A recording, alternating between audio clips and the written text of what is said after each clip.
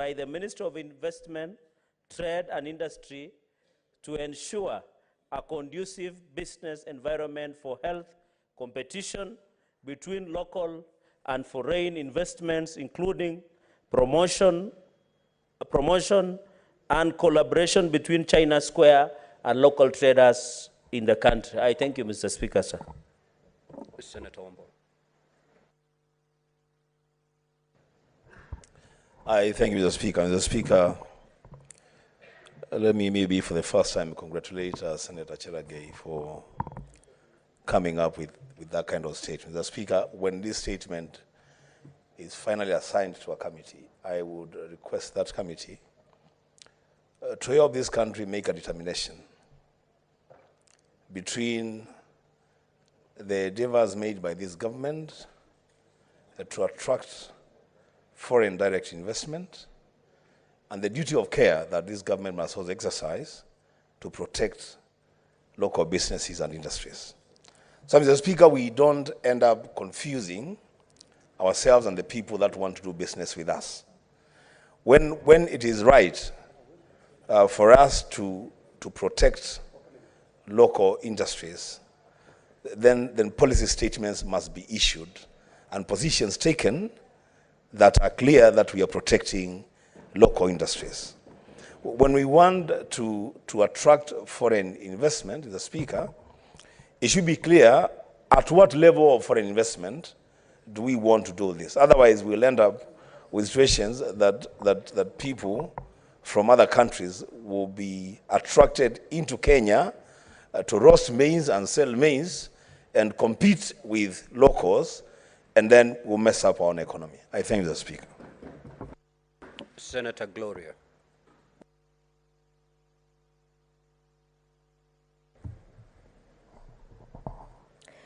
Thank you, Mr. Speaker, for this opportunity. I want to comment on Senator Cherargei's statement on these foreign investors, Mr. Speaker. I know while it's a big topic that we are saying that the market must dictate itself because it's an open, buyer, willing seller. At the end of the day, we also have to look into the interests of the local manufacturers, Mr. Speaker. We are having the same problem with the issue of imported sanitary towels. We are having a serious policy disadvantage to the local manufacturers in the sense that it is actually, the taxes are exempted in the importation of the finished product. But at the same time, the local manufacturers are being heavily taxed on the raw material.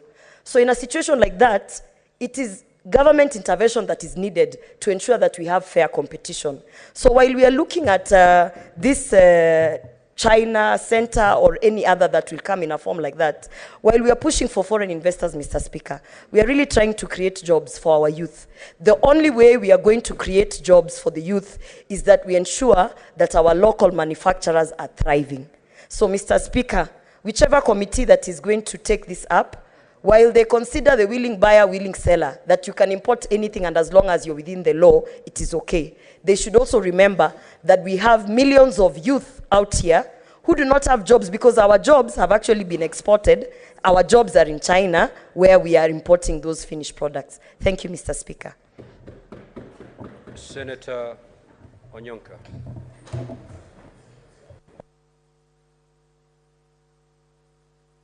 Thank you, Mr. Speaker. I would like to be amongst the members of this House that are seized with this issue. And Honorable Cherargei, as much as I sometimes wonder whether you are a bad child to your parents, I'm impressed sometimes at your intelligence and capability to prick our conscience. Mr. Speaker, the reality our country faces now is that we must be honest with ourselves.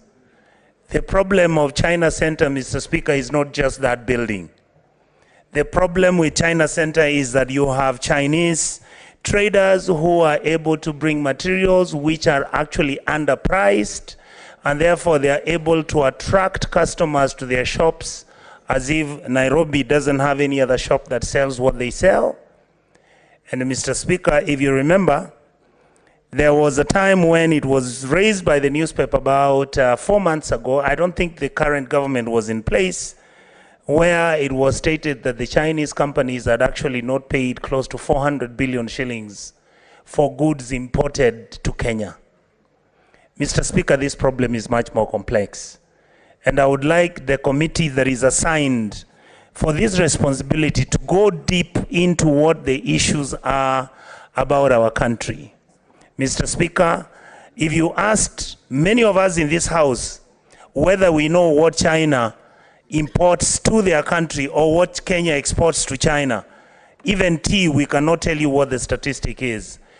We cannot tell you what we export to Kenya to such a point that we have got an ability right now where Kenya is a perennial importer of Chinese goods. And if you look at the difference in terms of trade and balance of trade, Mr. Speaker, it's embarrassing. And China is a country with 1.2 billion people, with a budget of about 10 trillion US dollars. And yet, Mr. Speaker, you find ordinary, casual Chinese individuals who don't have any expertise coming into a country and roasting maize and walking around as if they are executives of some companies, and yet what they are doing is selling mutumba. I think the conscience of our parliament and the conscience of this House must be pricked so that we come up solutions to what to do with this issue of imbalances in trade between the superpowers and our country. Thank you, Mr. Speaker. Senator Tabitha Keroche.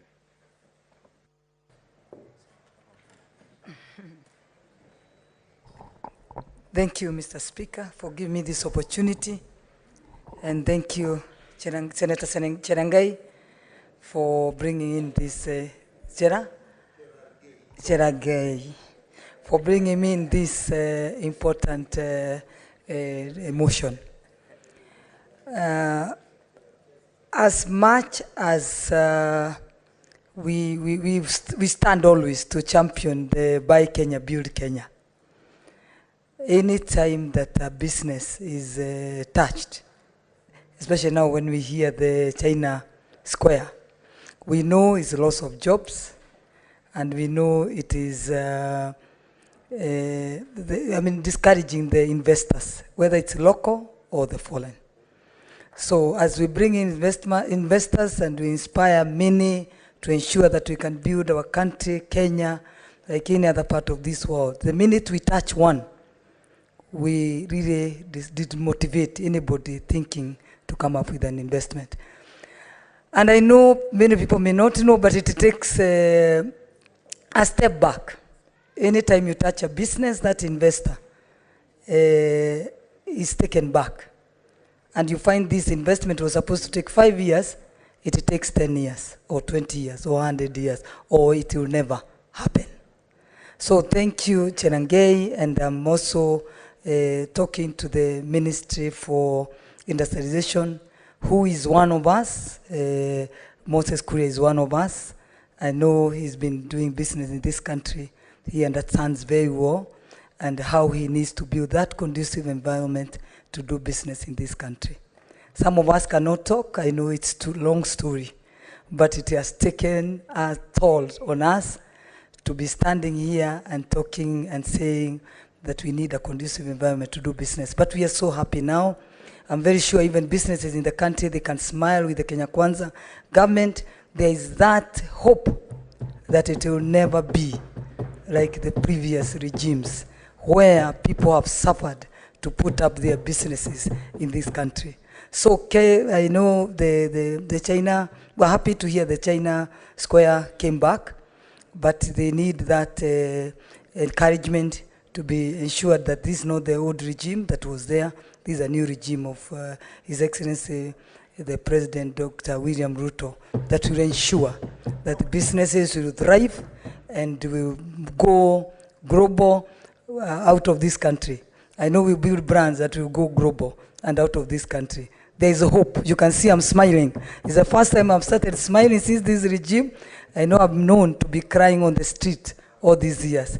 Thank you, Cherangai, and we thank you, and we hope this debate will be taken to the right committee to ensure that that thing is checked. It's not only China Square. If you see one, just know it's coming at your door. You may be running at China Square, but we don't know tomorrow who it is. And we must curb this and ensure you can wake up in the morning, put up your business, and only think of how you can grow it and to meet the international standard and meet the global standard.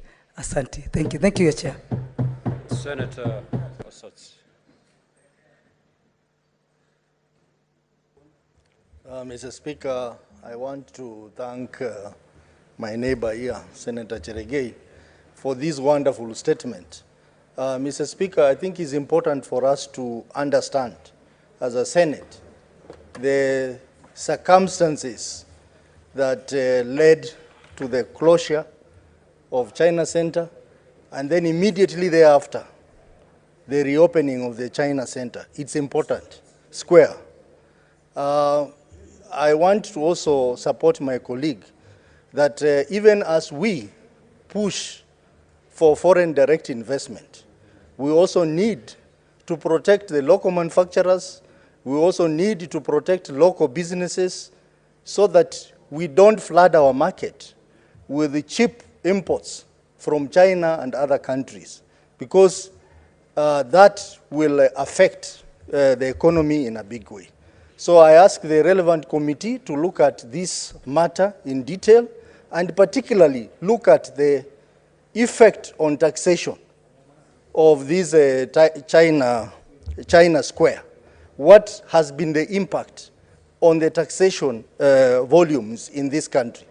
Mr. Speaker, they also need to interrogate the so-called bottom-up economic model that our colleagues from the other side sold to Kenyans during the election.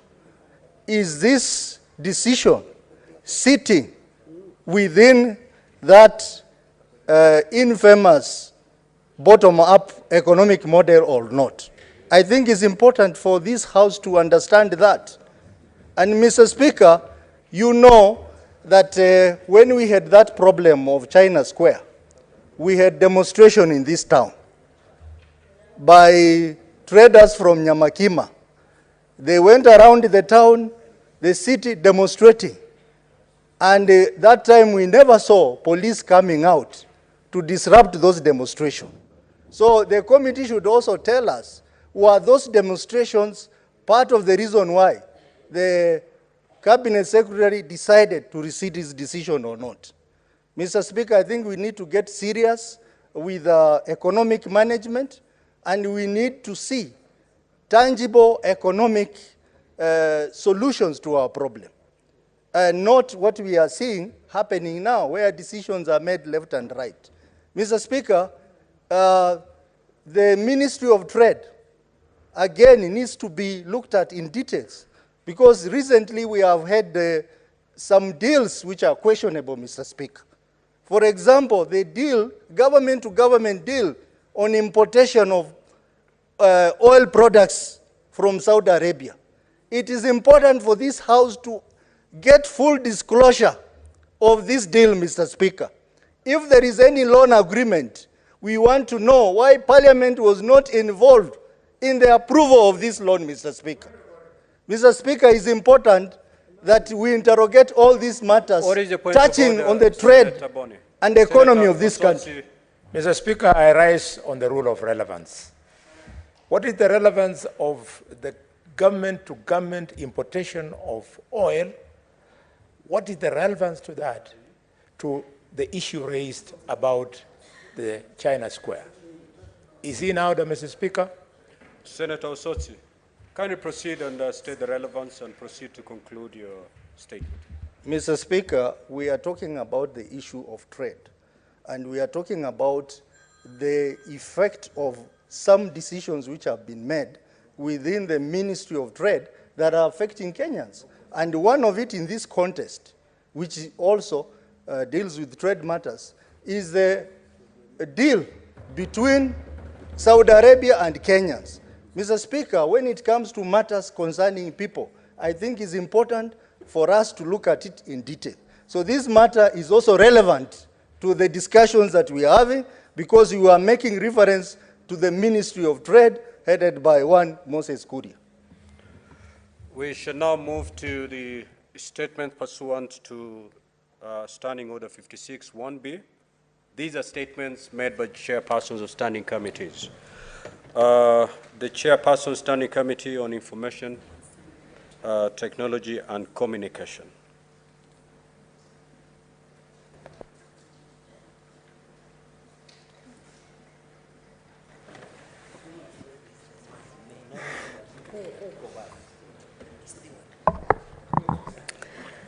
Mr. Speaker, sir, I rise pursuant to Standing Order 56 1B of the Senate Standing Orders to make a statement relating to the activities of the Standing Committee on Information, Communication and Technology for the period commencing 4th October 2022 to date.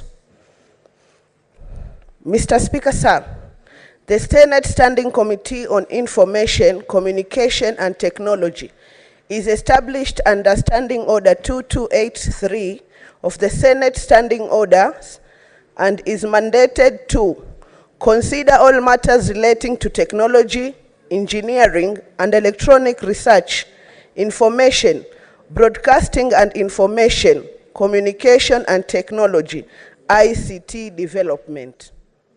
Honorable Speaker, during the period under review, the committee had held a total of 27 sittings, during which it considered 1 legislative proposal, 2 bills, 6 statements, and 1 inquiry.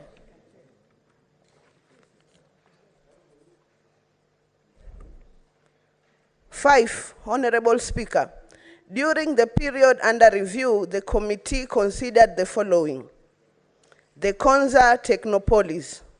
Honorable Speaker, the Konza Technopolis Bill 2023, Senate Bills number 2 of 2023, was referred to the committee on Thursday, 16th February 2023, following its introduction in the Senate by a way of first reading.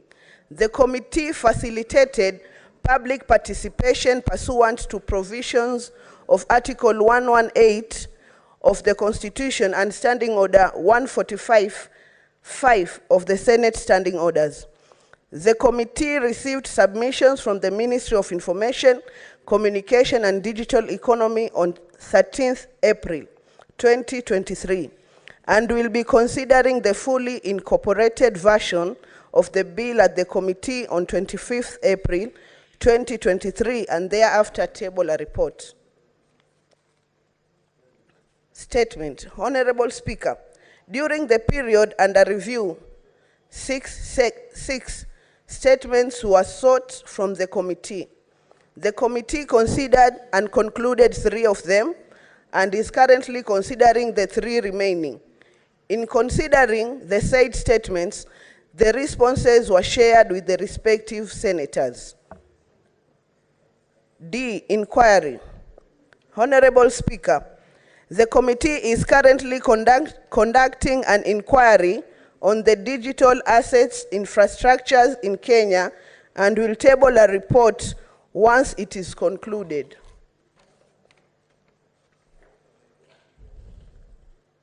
Mr. Speaker, sir, in conclusion, I wish to thank your office and that of the Clerk of the Senate for the continuous support accorded to the committee in undertaking its work. Lastly, I will also wish to thank the members of the committee for their commitment and diligence in the contribution during the committee activities. I thank you, Honorable Speaker, and I lay the statement. The Chairperson, Standing Committee on Energy.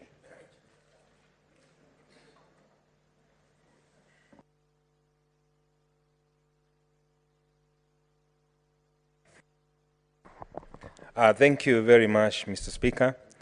I rise pursuant to Standing Order 56(1) subsection B to make a statement on the activities of the Standing Committee on Energy for the period commencing on the 14th October 2022 to 31st March 2023. Mr. Speaker, sir, the Standing Committee on Energy established under the Standing Order 228 of the Standing orders and is mandated to consider all matters relating to fossil oil exploration, development, production, and maintenance, and the regulation of energy. Mr. Speaker, during the period under review, the committee held a total of 24 sittings, considered 8 statements, and has an ongoing inquiry. Mr. Speaker, sir, regarding the statement pursuant to Standing Order 53, 8 statements were sought from the committee during the period under review. The committee considered and concluded 5 statements. In considering the said statements, the reports and the responses received by the committee were shared with the respective senators who sought these statements. Mr. Speaker, sir, 3 statements are pending before the committee as follows. Statement sought by Senator Hamida Kibwana, MP, on the 8th March 2023 regarding the proposed energy draft tariffs applicable from the year 2022 to the year 2026. The committee has written to the Cabinet Secretary and Minister of Energy and Petroleum seeking a response. Additionally, the committee has invited the Cabinet Secretary for a meeting on the 13th April 2023 to respond to the statements. Statement requested by Senator Alexander Mudigi, MP, on the 9th March 2023 regarding the national power outage. The committee has written to the Cabinet Secretary of Energy Petroleum seeking a response and will be addressed on the 13th. Statement requested by Senator Joe Nyuto regarding the status of the last mile project in Murang'a County. The committee has equally written to the minister and will be addressed on the 13th April this year. Inquiry into the high cost of electricity. Mr. Speaker, sir, the committee is currently conducting an inquiry into the high cost of electricity in the country. The committee resolved to undertake this inquiry on the 1st March 2023 and to look at the entire value chain from generation, transmission, and distribution. Mr. Speaker, sir, the committee adopted and scheduled to meet at least 10 IPPs who produce 50 megawatts and above. The committee has so far established between 207, 209, Kenya Power and Lighting Company through a request for proposal requested for tenders for design, financing, supply, election, commissioning, operations of power plants.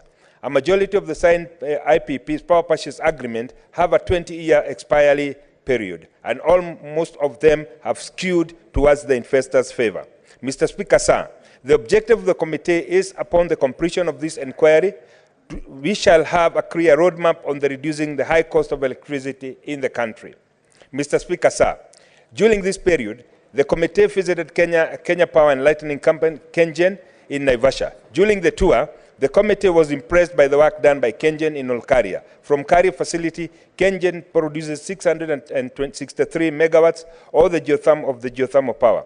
This is commendable as geothermal is the renewable energy and it reduces the carbon footprint. Mr. Speaker, sir, the committee also visited Kenya Pipeline Company Limited, Refinery Limited, Kipefu Oil Terminals in Mombasa County. During the visit, the committee toured the Kipefu Oil Terminals to a new facility that allows 4 ships to dock at the same time when unloading petroleum products. This reduces the cost associated with waiting, the demurrage.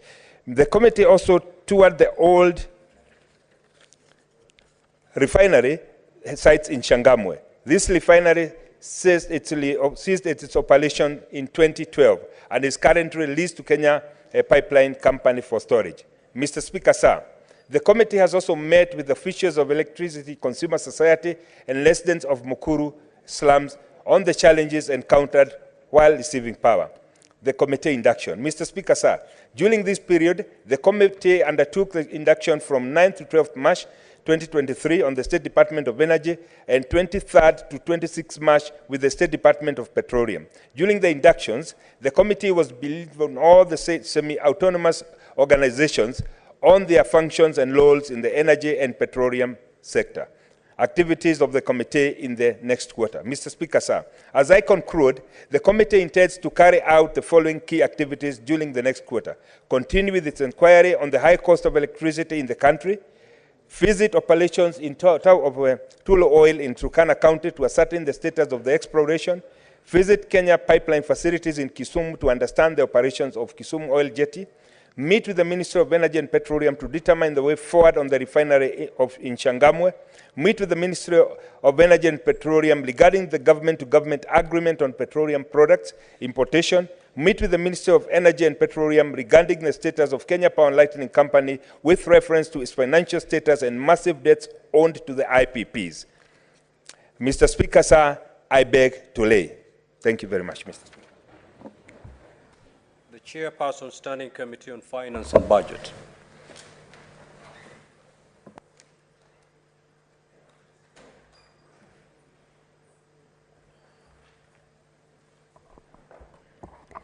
Mr. Speaker, on the Standing Committee for Finance and Budget, the report for the period commencing 13th October 2022 to 31st March 2023.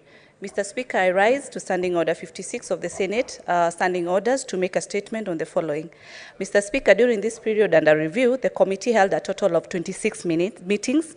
Mr. Speaker, the committee held in its induction and working plan retreat on 7th to 10th of February 2023 and met with the key stakeholders. The committee also adopted an elaborate work plan which guided on discharging their mandate. During this period, the committee also attended a capacity building seminar on the role of Parliament in the public sector of finance management. Mr. Speaker, the committee considered and tabled a report to the county government's additional allocations, number 2, Bill 2022, Senate number 4 of 2022, and the county government's additional allocations cash disbursement schedule for the period financial year 2022-2023. Mr. Speaker, the reports for Equalization Fund Appropriation Bill 2023, Senate number 3 of 2023, and the Division of Revenue 2023 of National Assembly number 9 2023 were tabled in the House on Wednesday 12th April 2023. The committee is currently considering the Prompt Payment Bill, Senate Bill number 8 of Senate, which will be tabled upon conclusion. Mr. Speaker, while considering the bills, the committee held a consultative meeting with all the key stakeholders.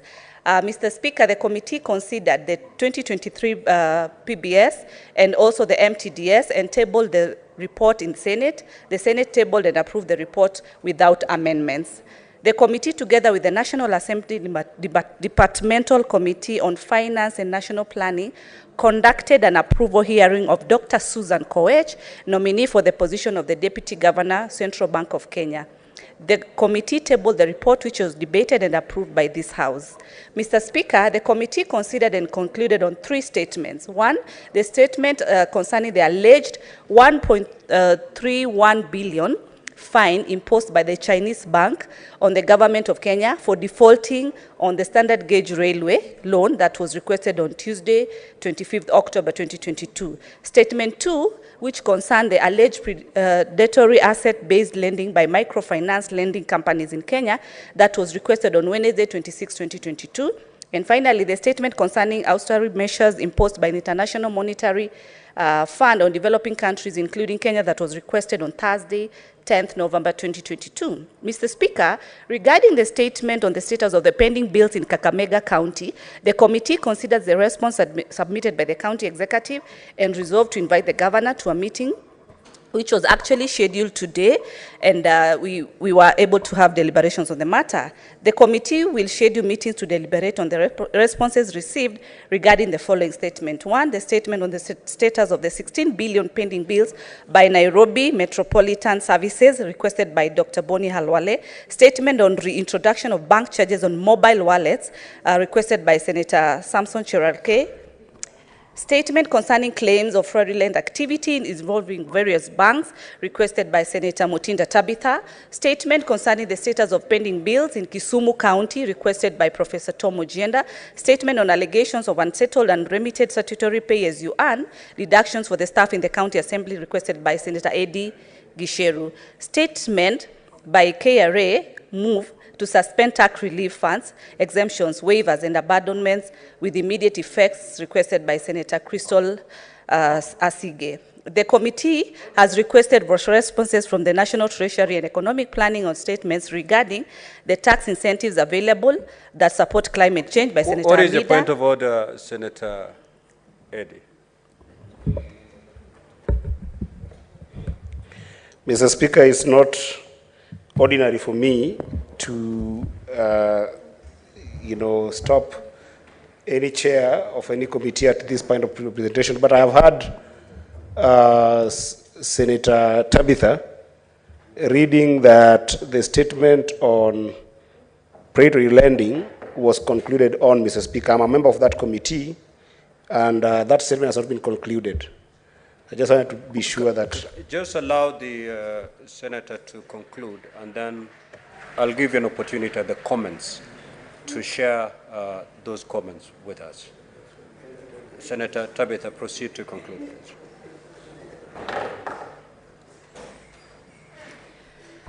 Thank you, Mr. Speaker, and to my colleague in the same committee. That is why it's wise to always attend all the meetings.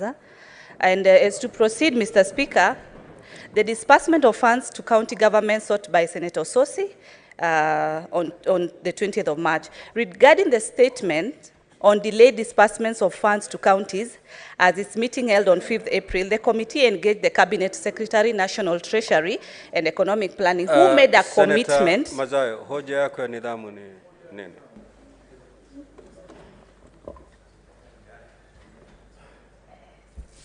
Bwana Spika, kwa heshima na taadhima ya hili bunge la Senate.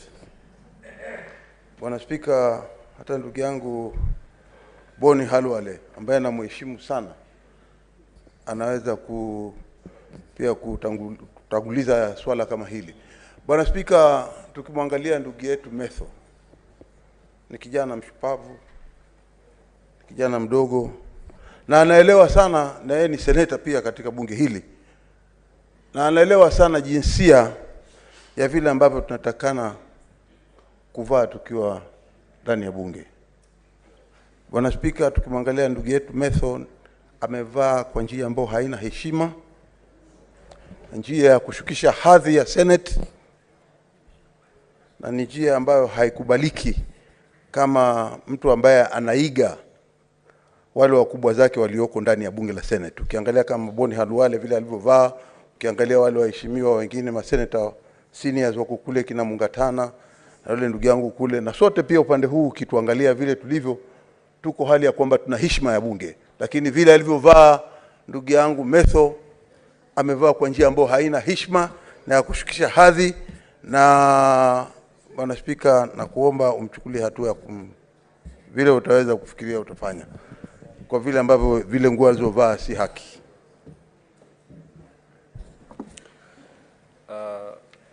Honorable Senators, the dress code of this House is defined by rule number 5 of the Speaker's rules. And I'll read for clarity purposes. Senators are required not to enter the chamber, lounge or dining room without being properly dressed. This means that a male senator shall be dressed in a coat, collar, tie, long trousers, socks and shoes, or service uniform, religious attire, or such other decent dressing as may be approved by the Speaker from time to time. An equivalent standard shall apply in respect of women senators who may also wear kitenge or such other African attire. Now, I've looked at how Senator Metho is dressed today. Indeed, he's dressed in a shirt with a coat. What we need to look at is whether how he's dressed conforms with the requirement of Rule 5 of the Speaker's rules. And in defining a coat, the dictionary defines a coat as an outer garment with sleeves, be it short or long, and typically extending below the hips. That is the typical definition of a coat. And I'm afraid, Senator Metho, I wish at least what you're dressing had sleeve, be it short or long. And in the it cannot be defined as a coat. If it made the definition of a coat, then you could have gotten away with it. And therefore, my ruling on your dress code today is that you're not properly dressed for the House, and I ask you to withdraw from the chamber. Yes, Senator, what is your other point of order?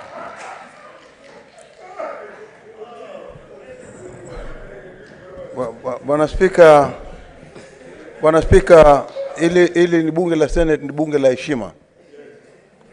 Ni bunge la heshima na sisi tunajiheshimu tukiwa hapa. Bwana Spika, hatuna ubaguzi wala hatupendelei upande huu wala upande ule. Bwana Spika, huku kuna waheshimiwa ambao wamevaa kwa hali ya heshima zaidi. Na upande huu vile vile. Lakini tukiangalia kwa upande huu kuna doa moja ambalo ni chairman wangu na mheshimu na ni kijana mdogo vile vile pia kama Metho, lakini sijui tabia wameanza saa ngapi. Kwa hiyo vile vile kichapo kile alichokula Metho ni kichapo kile ambacho nafikiria ndugu yangu Thangwa ambaye namheshimu sana na rafiki yangu mkubwa avae kama Sigei wakili, avae kama ndugu yangu huyu Kiranja alivyovaa, avae kama gavana pale seneta Amandagu, na avae kama mimi kama kielelezo tunawaonyesha. Tafadhali Bwana Spika, tunataka uamuzi wako.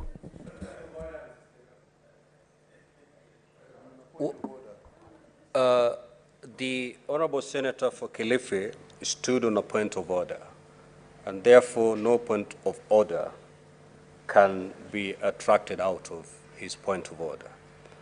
What is left is for me to make a ruling, having drawn the attention of the chair to the dressing of the Senator for Kiambu. The Senator for Kiambu is seated, and I may not be able to see much. Maybe, Senator, I would kindly request you to be upstanding so that I can get to know whether indeed what Senator Mazayo is saying is true or it's a fabrication. Kindly.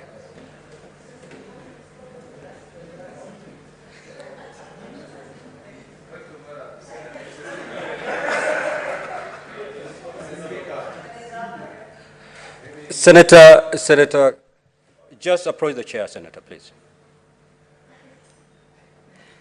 Because my spectacles are not taking me that far.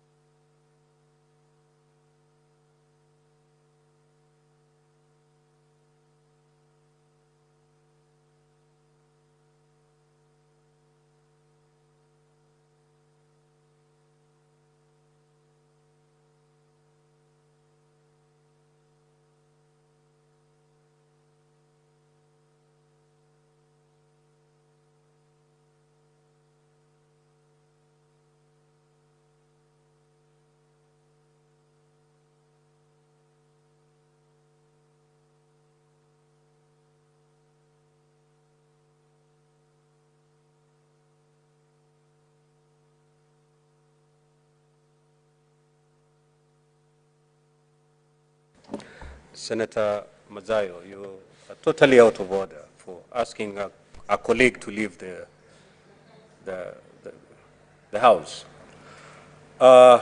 Senator for Kiambu, In as far as your dress code is concerned, I will adopt my ruling that I made in respect to the dress code of Senator Methu and ask you kindly to withdraw from the chamber.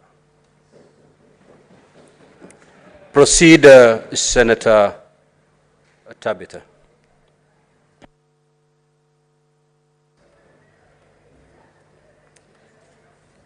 As I proceed, Mr. Speaker, the committee has requested, as I proceed regarding the statement of the delayed disbursement of funds to counties, at its meeting held on 5th of April, the committee engaged the Cabinet Secretary, National Treasury and Economic Planning, who made a commitment that by 15th April 2023, counties will receive some disbursement.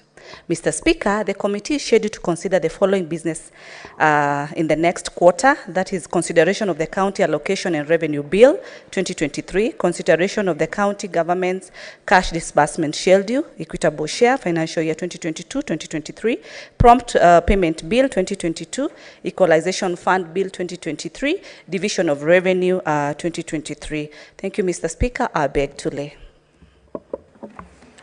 The Chairperson, Standing Committee on Health.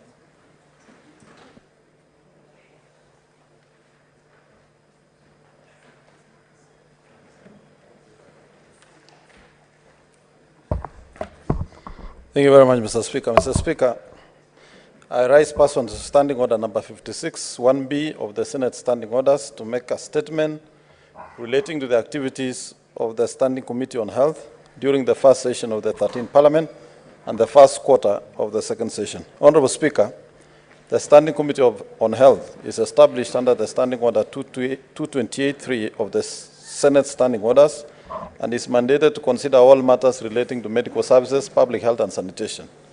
During the period under review, the committee held 35 sittings, during which it considered statements and engaged various stakeholders as set out below, Mr. Speaker. Honorable Speaker, the committee has considered 13 statements sought by senators and referred the committee as follows. Statement by Senator Amita Kibwana on the circumstance that led to the death of Master Travis Minor at Kenyatta National Hospital. Statement by Senator Samson Cherargei, the MP, on the recall and suspension of several edible oil products from various manufacturers by Kenya Bureau of Standards. Statement by Senator Mohamed Chute, MP, on the operationalization of the National Health Insurance Fund cover in Marsabit County. Statement by Senator Godfrey Osotsi on healthcare services provision at Vihiga County Hospital. Statement by Senator Crystal Asige, MP, on the Ministry of Health Strategic Plan 2018-2023 with specific regard to persons with disability. Statement by Senator Mohamed Chute from the Standing Committee on Health on the status of construction of Level 4 Hospital in Sololo Township, Marsabit County.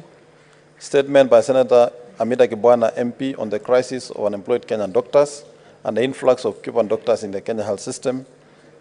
Statement by Senator Amita Kibwana regarding the prevalence of hyperemesis gravidarum, a condition characterized by severe nausea, vomiting, weight loss, and electrolyte disturbance in pregnant women in Kenya. And statement by Senator Sifuna, the Senator for Nairobi, on the migration policy of doctors. Mr. Speaker, the committee has received and shared written responses to the following statements as requested by senators. Statement on the recall and suspension of edible oil products from various manufacturers in Kenya by the Kenya Bureau of Standards. Statement on healthcare provision services from Vihiga County. Statement on construction status of health facilities in Nairobi informal settlements. The operationalization of the National Health Insurance Fund cover in Marsabit. The status of construction of Level 4 Hospital in Sololo. Mr. Speaker, the committee held meetings at which the sponsoring senators were present with the acting CEO, NHIF, and County Governor of Marsabit County on Thursday, 16 March 2023 and Wednesday, 29th March 2023, respectively. Supplementary information regarding the statements has been sought from the County Government of Marsabit, NHIF, the Controller of Budget and National Treasury.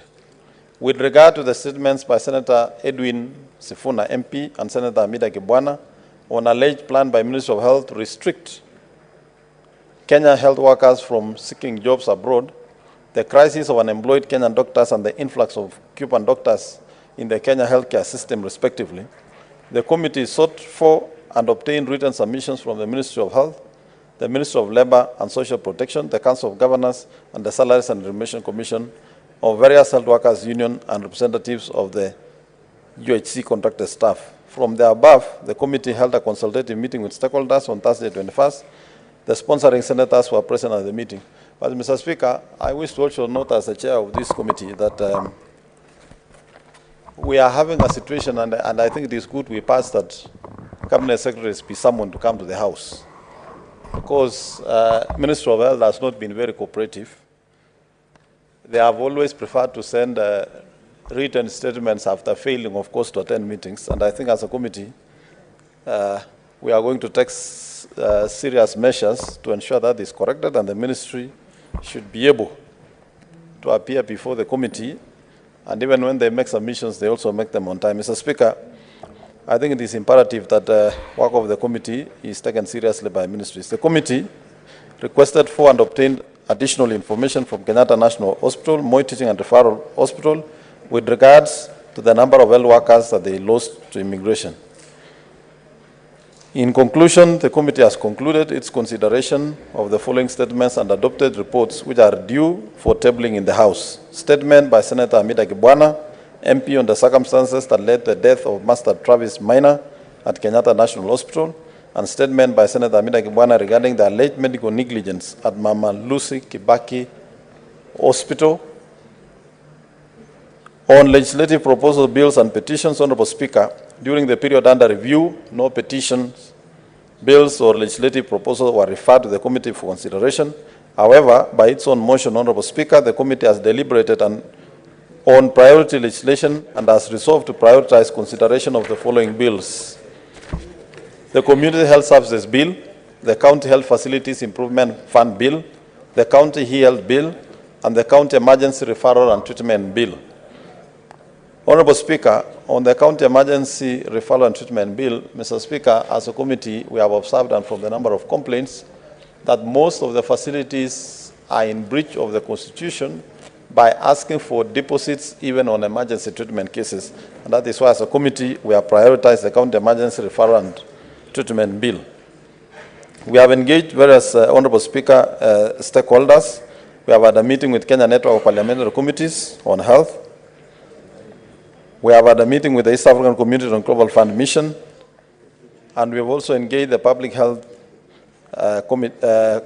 Conference, Mr. Speaker. Honorable Speaker, the committee was scheduled to hold its induction and work planning retreat in February 2023. However, owing to the concurrent membership attendance by various members of the committee to the induction and the work planning retreat on the approved dates stood to be affected by conflicting schedules with other committees. Accordingly, on the 25th January 2023, the committee resolved to conduct the induction and work planning retreat on the 16th to 20th February 2023 in Kwale County. However, owing to unavoidable circumstance, the meeting had to be rescheduled. The committee has since resolved to split the induction retreat into a series of targeted meetings with stakeholders from this week, Thursday 13th to Saturday 15th April 2023 in Kiambu County. During the meetings, the committee will meet with key stakeholders, both from government and non-state actors, to discuss respective mandates and areas of convergence, identify legislative gaps, and firm up opportunities for collaboration and cooperation during the term of the 13th Parliament. Honorable Speaker, I wish to thank your office for the support accorded to the committee in undertaking its work. I also wish to acknowledge the secretarial support and the committee members for the work they have done. Last, I wish to commend members of the committee for their commitment, diligence, and dedication to the work and mandate of the committee. Mr. Speaker, I beg to table.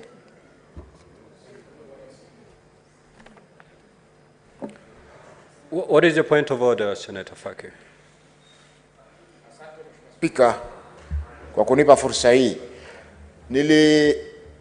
Nilileta taarifa hapa bungeni, Mheshimiwa Speaker, kuhusiana na kusitishwa kwa huduma za umeme katika hospitali kuu ya Coast General Hospital katika kaunti ya Mombasa. Mheshimiwa Speaker, statement hiyo mpaka leo sijapata ripoti yoyote wala mwenyekiti wa kamati ya afya hakuitaja taarifa hiyo katika ripoti yake ya miezi nafikiri 6 kutoka kamati ilipoanza kazi Oktoba mwaka jana mpaka leo. Mr. Speaker, let me give you to proceed, but not to proceed on as a point of order, yes, as your contribution comments to that particular statement, because it does not stand as a point of order. Proceed to make your comment on that. Asante Mheshimiwa Spika kwa kuniongoza. Nikuuliza ni kwamba nilileta taarifa hapa bungeni kuhusiana na kukatwa kwa umeme katika hospitali kuu ya Pwani, yani Coast General Hospital, Coast General and Referral Hospital. Mheshimiwa, ripoti hiyo niliomba nafikiri mwezi wa 3 mwanzo, na mpaka leo sijapata ripoti yoyote kuhusiana na mikakati gani ambayo kamati imefanya kuweza kufanya uchunguzi na kujua ukweli kuhusiana na kusitishwa huko kwa huduma katika hospitali hiyo kuu. Mheshimiwa Spika, ni muhimu Mheshimiwa Spika, kwa sababu huduma za umeme zinahitajika sana katika hospitali, hususan katika vile vitengo vya wagonjwa mahututi, watoto ambao wamezaliwa kabla ya umri wao, na sehemu nyingine ambazo zinahitajia huduma muhimu za umeme. Kwa hiyo Mheshimiwa Spika, ningependa mwenyekiti wa kamati aweze kutoa shauku kwamba taarifa hiyo hawakuweza kuiweka chini ya kiti. Asante. Senator Mandago.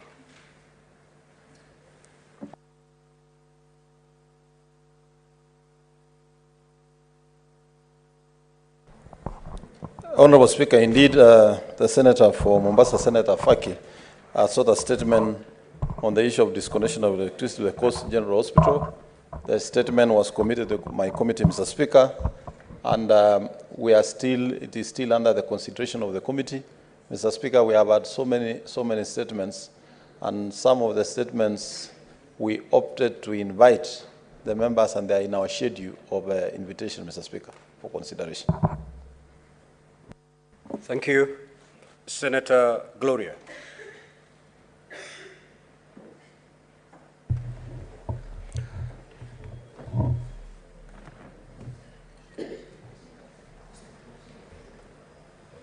Thank you, Mr. Speaker.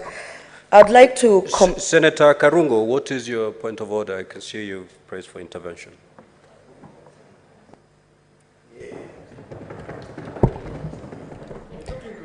Thank you very much, Mr. Speaker. I am a respecter of the law, and I have no objection from what happened earlier, because I believe the Speaker is the supreme in this Senate. And when it comes to keeping the rules and the law of this chamber, though I have dressed like that for the last 8 months, but I do understand maybe I was too smart to be noticed. Mr. Speaker, on that ruling, I want to bring a point of order so that at least this House can be guided with that ruling going forward, saying that rule number 5, all senators are required to enter the chamber, lounge, or dining room, are not to enter without being properly dressed. This means that a male senator shall be dressed in a coat, collar, tie, long trousers, socks, and shoes, or service uniform. Kindly, from that, you can as well guide us whether the senator for Kisii, Senator Onyonka, who is wearing maybe a coat without a shirt, whether it is still okay for us to wear coats without shirts, because maybe tomorrow I'll come with only this coat, no shirt, but a tie. So kindly give us guidance so that at least going forward we don't repeat the mistakes if we ever made them. Thank you, Mr. Speaker. Thank you, Senator Karungo. Rule 5 of the Speaker's rules gives different options.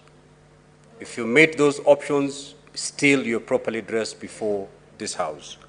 One of the options is you can come dressed in a coat, collar, tie, long trousers, socks, and shoes. If you're dressed up that way, you're deemed to be properly dressed before the House. If not, then you come dressed in service uniform. That is option number 2 available to a senator. The third option is religious attire. If you're dressed in a religious attire, then you're properly dressed before this House. The fourth category is such other decent dressing as may be approved by the Speaker from time to time. That is the final option. And the only decent dressing that has been approved by the Speaker is a counter suit. And if you remember in the first session, the Honorable Senator Chimera walked in the chamber dressed in a counter suit, and my ruling was that he was properly and decently dressed.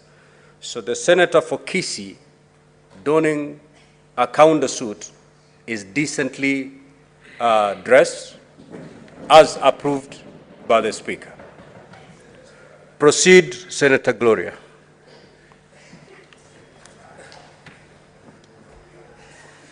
Thank you, Mr. Speaker. For this opportunity, I want to just raise 3 issues with regards to the report that has been read by the ICT committee. Mr. Speaker, I think as honorable members who actually have the duty of oversight and the duty to actually come and expedite the oversight in this House, it is improper. And I think, Mr. Speaker, when we have reports that are false, and to come and say that all the statements or 3 statements, and you can get it from the Hansard, have actually been dealt with. Mr. Speaker, the ICT committee has work that I have raised. The statements that I have raised at the floor of the House are actually, they have not been dealt with. I raised a statement on data protection and the issue on Safaricom in terms of the illegal activity that they were conducting. Mr. Speaker, that was not dealt with. I raised a statement on, yes, in the ICT committee. I raised several statements, Mr. Speaker, when it comes to the Media Council of Kenya, Mr. Speaker, which is a very highly, it's an issue that the public is following. And as our role in Senate is to play oversight, I raised very serious concerns that needed to be dealt with in terms of the Media Council. That has not been dealt with. As a matter of fact, while I was in that committee, there was an intentional approach to never bring those issues into the agenda of the committee.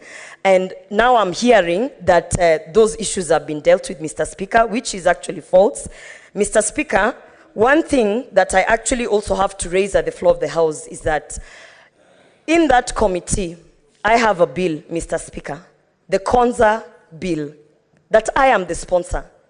And if you would allow for the Hansard to pull out the record of how the statement of the committee has been read today, there has been an obvious omission of the mention of my name in terms of my work.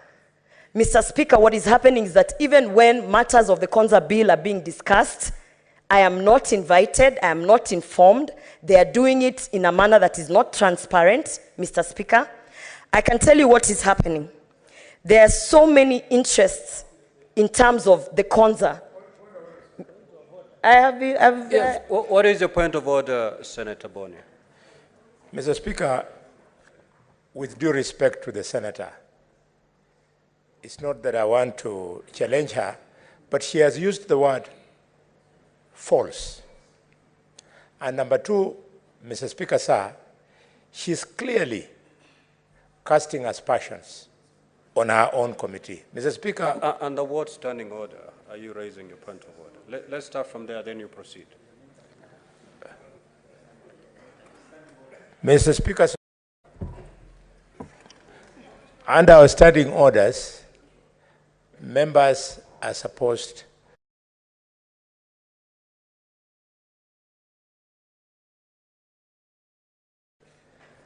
Mr. Speaker, sir. That's why, Senator Boni, yes, I'm asking you to quote the standing order, because it is a requirement under Standing Order 98 that any senator rising on a point of order must state the point of order. That is in violation.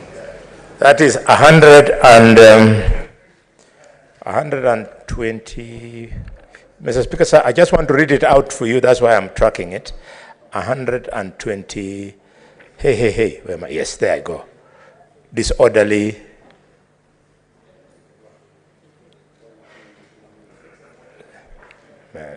Yes, Mr. Speaker.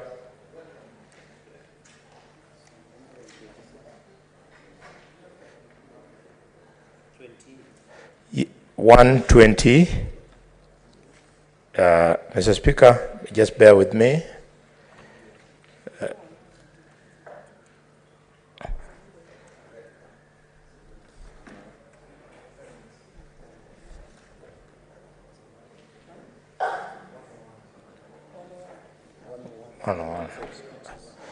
Yes, Mr. Speaker, I'm now almost there. Yes, Mr. Speaker. Contents of speech. Standing order number 101. Thank you, Mr. Speaker.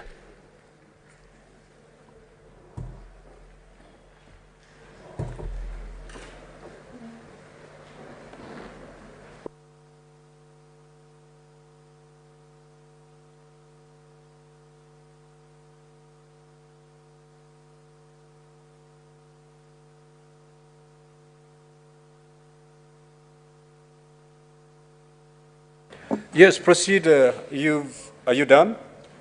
Mr. Speaker, I was just inviting you to make a determination whether the senator was in order to contravene standing order number 101 by one, Mr. Speaker, casting aspersion. 101 is very wide.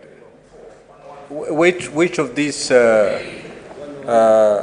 subsections or 101 are you referring to? Mr. Speaker, allow me to read it out. Please do.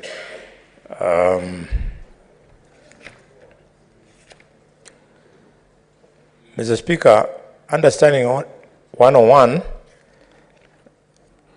it speaks to content of speech, and no senator shall impute improper motive on 114 to any other senator or to a member of the National Assembly except upon a specific substantive motion of which at least 3 days' notice has been given, calling in question the conduct of that senator or member of the Assembly.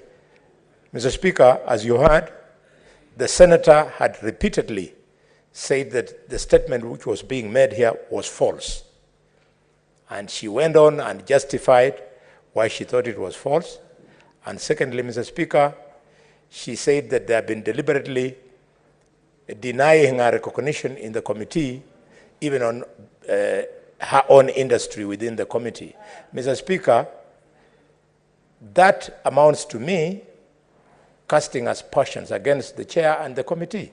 So I was inviting you to make a determination, Mr. Speaker, if indeed the member was observing standing order number 101. Thank you, Mr. Speaker. Senator Boni. Yes. If I had Senator Gloria, and the Hansard will bear me witness, she stood and stated that the report the report actually contains certain expressions that may not necessarily be true. For example, it talks about having dealt with statements that it did not actually deal with. And she went ahead to state those statements, her own statement that had requested, that are yet to be dealt by that particular committee. But in the report, the committee said it dealt with. I think it's a very valid concern. As a senator, if you rise to seek a statement and a committee comes to lay a report saying they dealt with that particular statement, and you as a senator, you know very well that that was my statement and it has never been dealt with, then it's within your right to raise and say that report contains misinformation. And that is exactly what Senator Gloria has said. So after I was waiting for her to conclude her remarks, and then I'll invite the chair of ICT to indeed confirm if it's true that her statements are yet to be dealt with. Then we get an undertaking from the Chairperson, Standing Committee, ICT, as to when those statements are going to be dealt with. I think it's a valid concern from the Senate.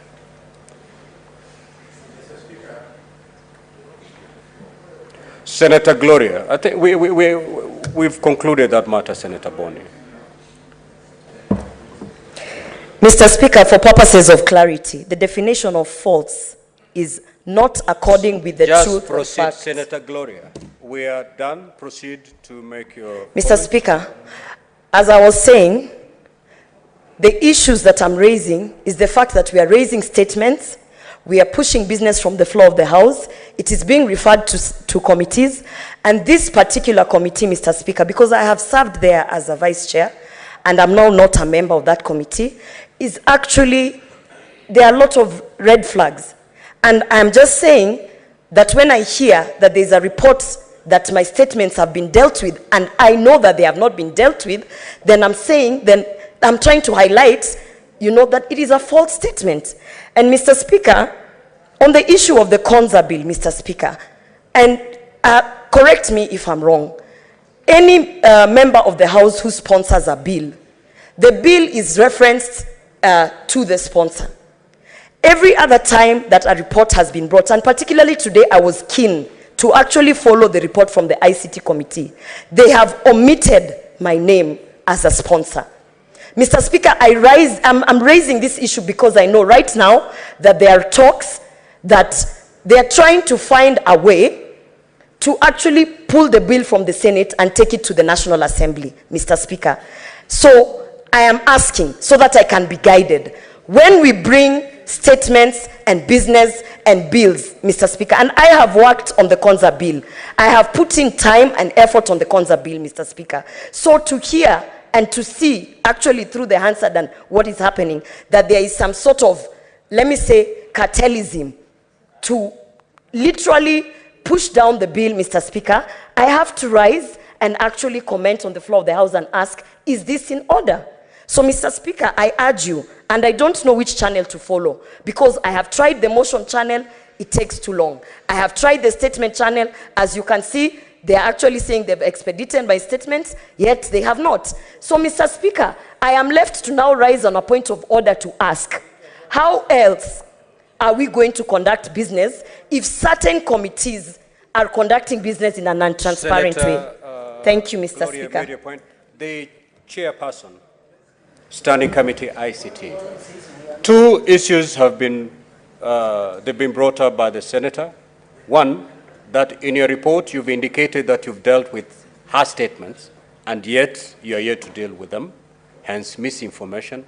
Secondly, that there is some kind of, it is, the committee wishes to have that bill, instead of it becoming a Senate bill under the sponsorship of Senator Gloria, it be a National Assembly bill.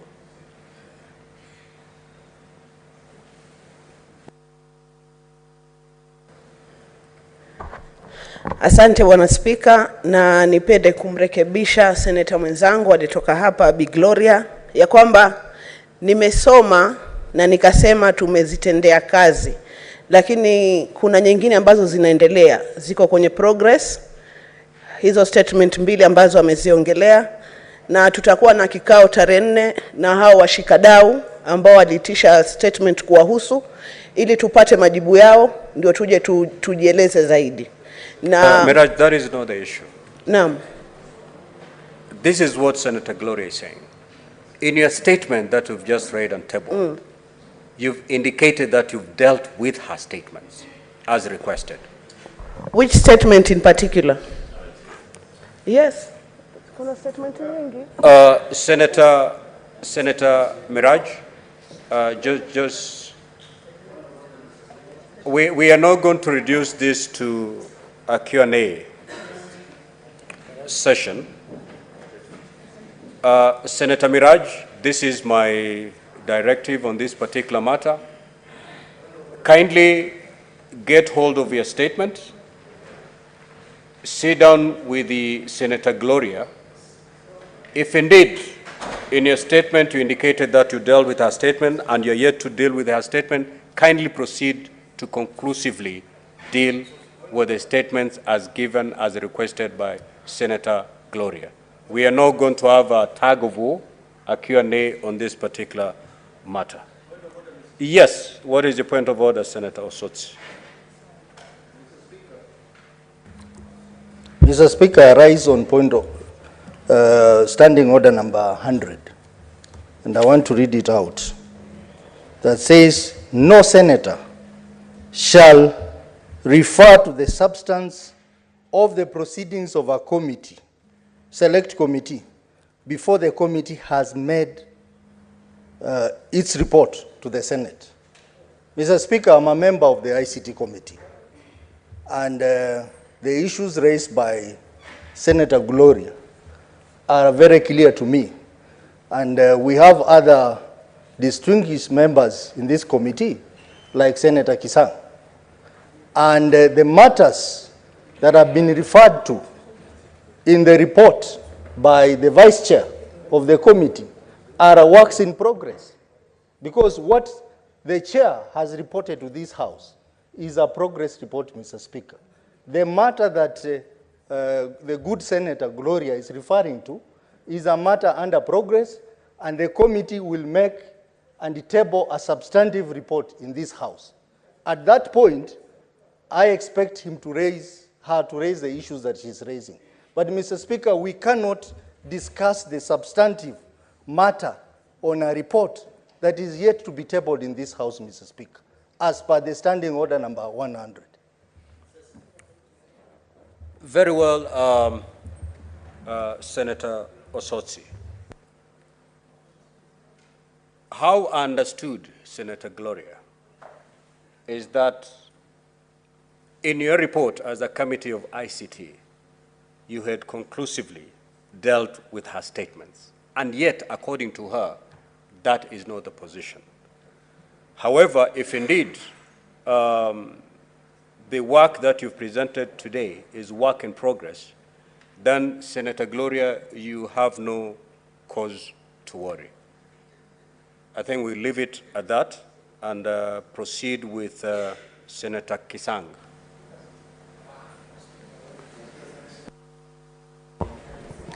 Thank you, Honorable Speaker. I had pressed to bring out what Honorable Osotsi has said. Honorable Speaker, I want to assure the Senator Gloria, that the committee is... we have concluded on the Gloria issue. I'm making comments. Yeah. Just make comments on the statements. Okay, sir. Leave alone Senator Gloria. Thank you, Honorable Speaker. Then I make comments on... I'm a member of the ICT committee, and Honorable Speaker, I want to challenge, especially the executive, because there are some entities that are running on expired legal notice, which includes also CONSA. I think the reason why the CONSA bill was brought because Senator Gloria saw that the legal notice was going to expire and some entities were going to run without any legal background. So I want to challenge the executive to move with speed, and also members to pick up bills for the other entities that are not running on any legal basis. Honorable Speaker, I also want to say that on the energy statement, we are doing an inquiry, and the inquiry is going on. It looks like, Honorable Speaker, there are some civil servants in the past and even in the present that are still committing the country into serious power purchase agreements that disadvantage the consumer, that also disadvantages the country. So we want to ensure that going forward, any new agreements that will be signed, Honorable Speaker, we need to put the consumer first and not the producer, because the producers are really taking advantage. The agreements are very difficult to exit. If you exit, you pay. If you don't pick the power, you still pay. So basically, we're in a catch-22 situation, Honorable Speaker, in this particular power purchase agreements. Finally, Honorable Speaker, on the statement by the Chair of Finance, Honorable Speaker, our county governments, they've not received the disbursements for the last 4 months. And we expected the counties to run. We expect people to go to work daily. I don't know what will happen. The CS Treasury needs to move with speed, and they committed to both our CP committee and also finance committee that by the 15th of April, they are going to disperse money for January. We are on 18th, and from the report that we've received, nothing has been dispersed. Honorable Speaker, how would we expect these counties to serve our people at the counties? And we are protectors of devolution as a Senate House. Honorable Speaker, I submit. Honorable Senators, we have spent the maximum time allowable under standing orders on these statements. We shall therefore leave it at that. Clerk, kindly call the next order.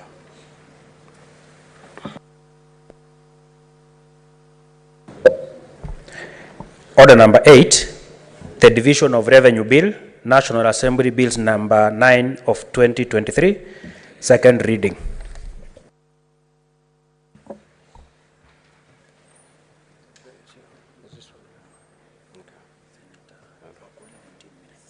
Now, Honorable Senators, we now resume debate on this particular bill, a debate that was interrupted on Thursday, 13th April 2023. At the point of interruption, Senator David Wakoli was on the floor, and he had a balance of 19 minutes.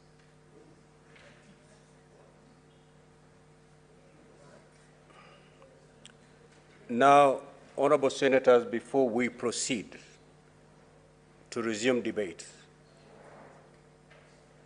we need to agree.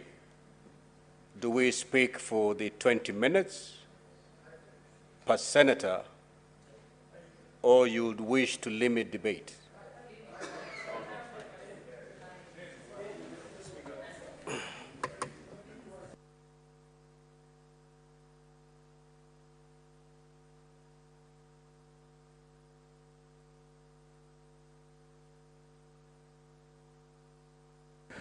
So we can do it by way of concurrence, or we can go the motion way. But I believe it's something we can actually agree.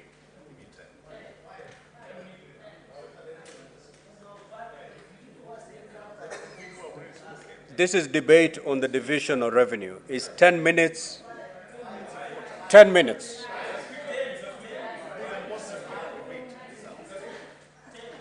Yes, Senator Sifuna.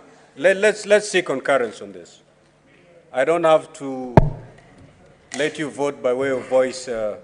Mr. Speaker, you see, the sad part is that the people who are narrowing the debate time to 5 minutes have already spoken. And if I remember correctly, Mr. Speaker, they were given ample time to be able to express themselves. This is the one reason why we were all elected to this House. Please, even if you are going to limit it, let it not be less than 10 minutes for us to be able to address our issues here.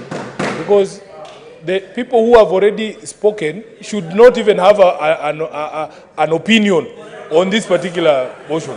Yeah, they don't have a voice. We are not many left who have not spoken. Please let us have ample time to ask for money for our counties. I thank you, Mr. Speaker. So, Honorable Senators, debate is limited to 10 minutes per senator. Wonderful. So, Senator, if you already spoke to this bill, kindly remove your name from the dashboard, because I can see names that are contributed.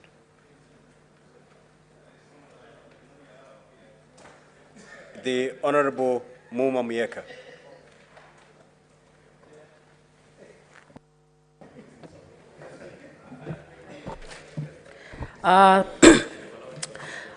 Thank you, Mr. Speaker, for this opportunity to speak to this bill. Mr. Speaker, this is the one bill that I would hope we can all have a consensus on. Mr. Speaker, I rise to oppose the bill. Mr. Speaker, the core mandate of the Senate includes the business of the House today. And Mr. Speaker, we need, as the House that protects and represents the interests of the counties, to bring sense to the matter of division of revenue between the two levels of government. Mr. Speaker, what has been proposed from the National Assembly is a proposal of the Treasury. And I was disappointed last week when some rose to suggest that because the Treasury has proposed this figure, we should go by it. Mr. Speaker, the neutral entity that has responsibility in respect to this matter is the CRA. The CRA has proposed that we go for 407 billion to the counties. Mr. Speaker, that proposal provides a 10%, about 10% of the expected revenue that forms the basis for the shareable, for sharing this revenue. Mr. Speaker, what has currently been proposed, the 385, only allows counties to receive 4% of the revenues that we are going to raise, or the revenues that are forming the basis for sharing this, Mr. Speaker.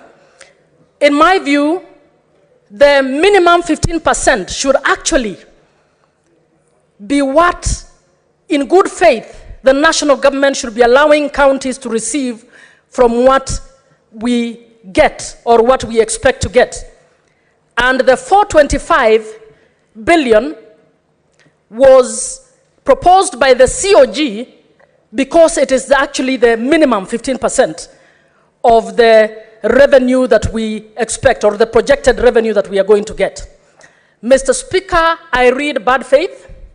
I read bad faith in this proposal, because if you take into account the inflation rate that we currently have, in fact, what the counties are getting is less than the 370 they have been receiving in the past 3 years.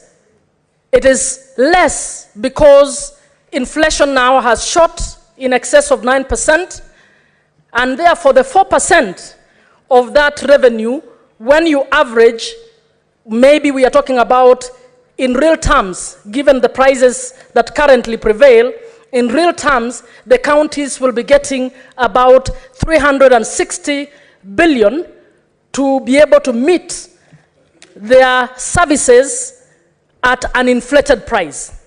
Are we being fair to the counties? I'm calling on all senators to remember that the Senate exists to actually protect counties. So we should not just be part of the choir that Treasury says and we follow because Treasury has said.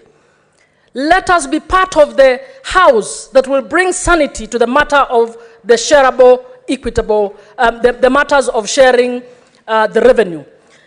Mr. Speaker, the court has ruled earlier that the audited accounts that should form the basis for sharing revenue should actually be the audited accounts of the year preceding the year in which we are sharing the revenue. So properly speaking, as a country, we are not working hard to use the correct formula in sharing of revenues. We are using accounts that are 2-3 years back, and yet the actual shareable revenue is the revenue we are projecting. So I read a lot of insincerity in the manner in which this proposal has been made.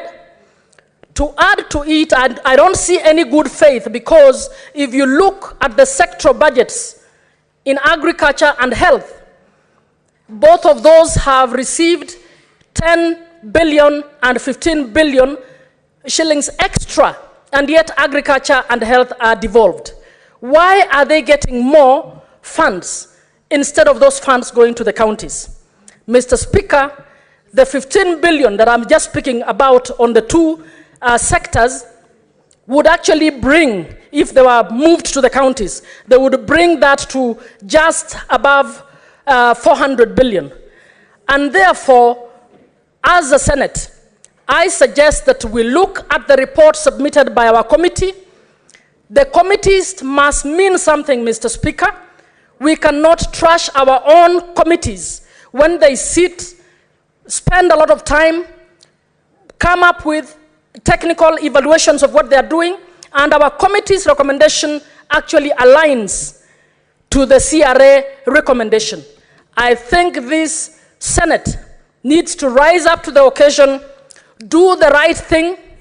Don't just back this bill just because it has come from the National Assembly. Otherwise, why do we exist as a Senate? We need to be able to do our job. Mr. Speaker, I call upon every senator to do the right thing. Let us move an amendment and ensure that we give our counties the correct figure. Thank you, Mr. Speaker. Senator Cherangi.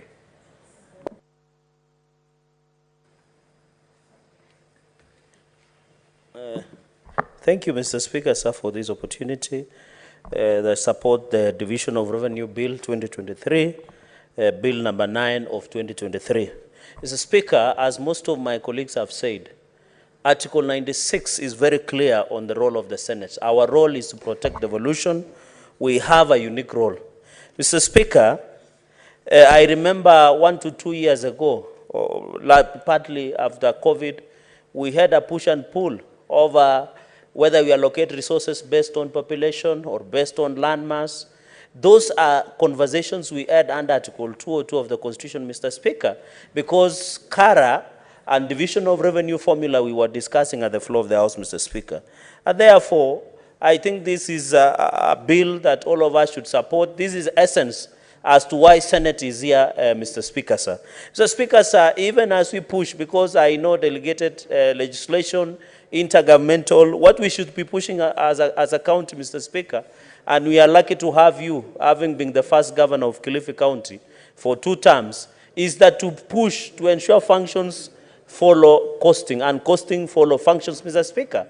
What the Senate should be pushing is we must take a step, we must take an accountability, Mr. Speaker, on how many functions are yet to be devolved. And that is how we can make and then allocate money, Mr. Speaker. Like, for example, the issue of Kenya National Library Services, Mr. Speaker, that now has been given 425 million. Kenya, in the issue of library services, we want literacy programs to improve in our counties, Mr. Speaker, to ensure that our children, as they grow up in ECDs, they have that capacity, Mr. Speaker. Mr. Speaker, one thing I wanted the committee to do, and I agree to some extent, some of the colleagues that our committees, Mr. Speaker, do not sit in vain, is that we should ensure that all these things that we are talking about devolve functions as per the 4th schedule. We must ensure, like transfer of library services, I thought we should have more services, Mr. Speaker, being transferred to ensure we go through that, Mr. Speaker. So, Speaker, I want to tell the Senate that the fact that CRA recommended 4.7 billion for counties, Mr. Speaker, that's my second point. The fact that Treasury has recommended 385 billion. Governors, Mr. Speaker, have recommended 425 billion. Mr. Speaker. Mr. Speaker, I'm surprised by our colleagues that we should stand with the truth and take a position. What is the position of the Senate? 385 billion is a realistic figure.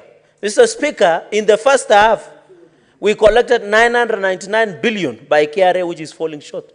The projection of collection, Mr. Speaker, is 2.9 trillion Kenya shillings, Mr. Speaker. We cannot collect KRA taxes when our brothers and sisters in the minority side continue to call for demonstrations. It will mean disruption of business, Mr. Speaker.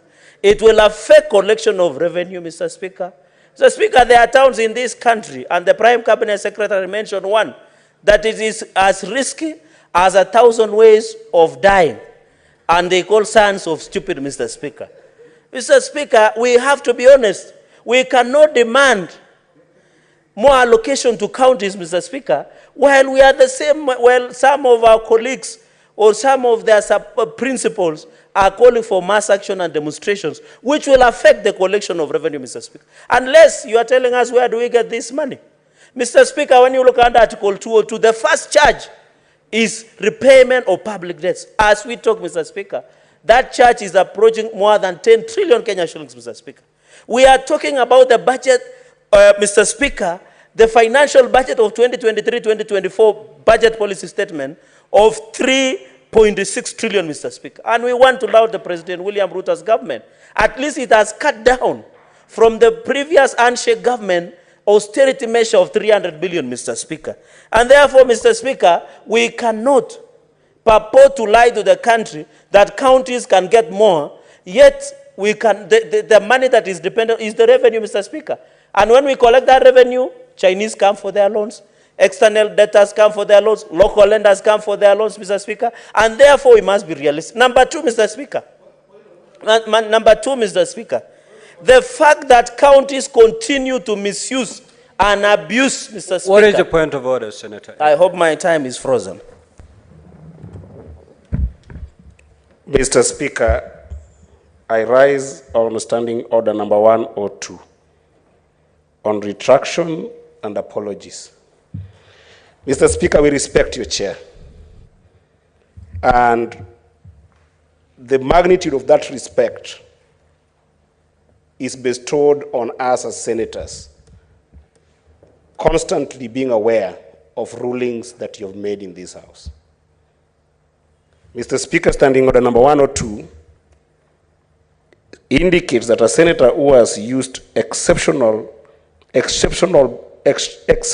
words and declines to explain or retract the words or to offer apologies for the use of the words to the satisfaction of the Speaker shall be deemed to be disorderly and shall be dealt with in accordance with the rules pertaining to disorderly conduct, which are further advanced in 122 all the way to 126, Mr. Speaker. In this House today, Mr. Speaker, the Senator of Nandi has constantly used the term the handshake government. And Senator Sifuna has been on this floor a number of times asking him to substantiate what the handshake governments mean, when it was voted under our laws in this country, and who headed that government in the best understanding of Kenyans. And he keeps on using that term in this House and misleading the House with that term, ending up misleading the entire country. And I wanted to invite your ruling, Mr. Speaker, for once and for all, that can Senator Cherargei tell this House and this nation who voted for handshake government, and if not, apologize, retract, and if possible, Mr. Speaker, make a determination that he should never use that word in this House. Because we only know that there was a Jubilee government that had President Uhuru Kenyatta and the Deputy President William Ruto, who used resources of this nation for 10 good years and was influencing policies for 10 good years in over 9 ministerial positions that he had control over. Mr. Speaker, I beg your ruling. Senator Eddy, we live in this country. There's some matters you need to take judicial notice of.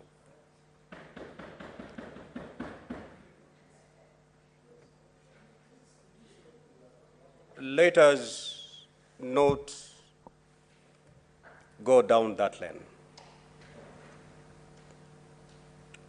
The term handshake is known to all of us. What became of the last government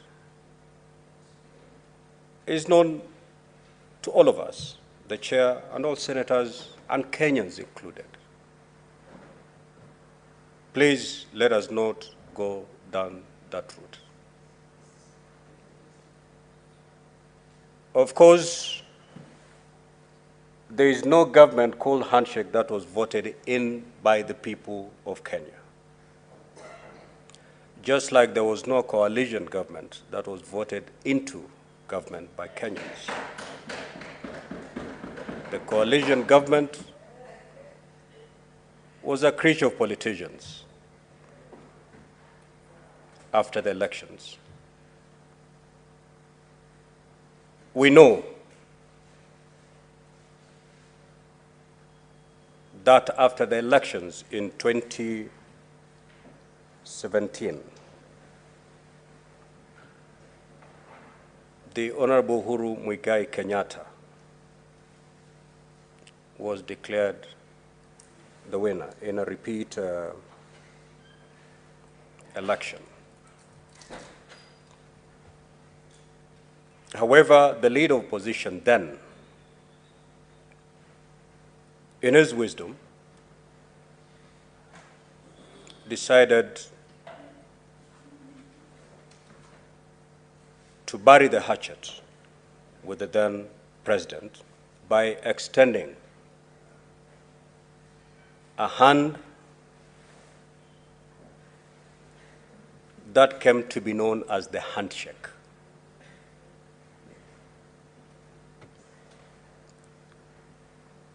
And it's public knowledge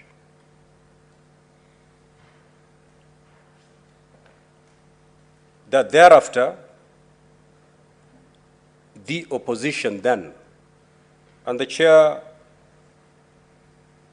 was also on the other side, then sitting in the opposition,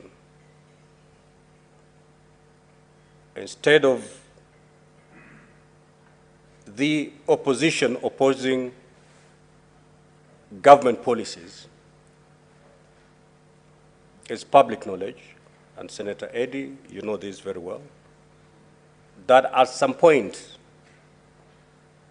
after the handshake, instead of the Jubilee government explaining government policies, the opposition was expounding and explaining government policies.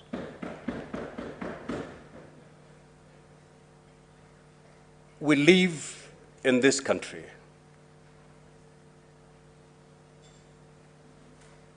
and we know exactly what it means when you say the handshake.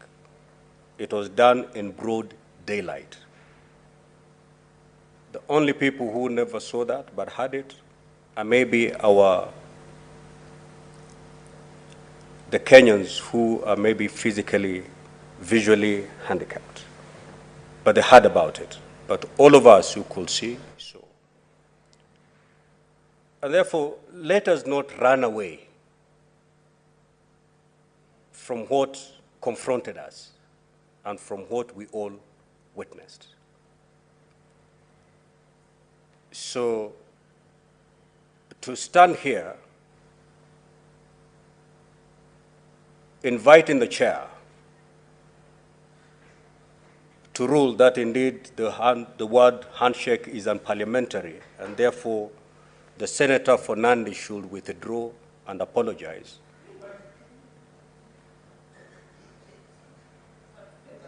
Cannot be. So I am rendering a ruling on your point of order.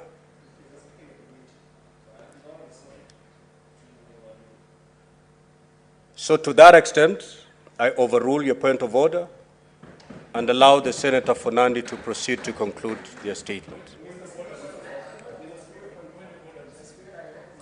Proceed, I've made my ruling on this matter, let's proceed. What is your point of order?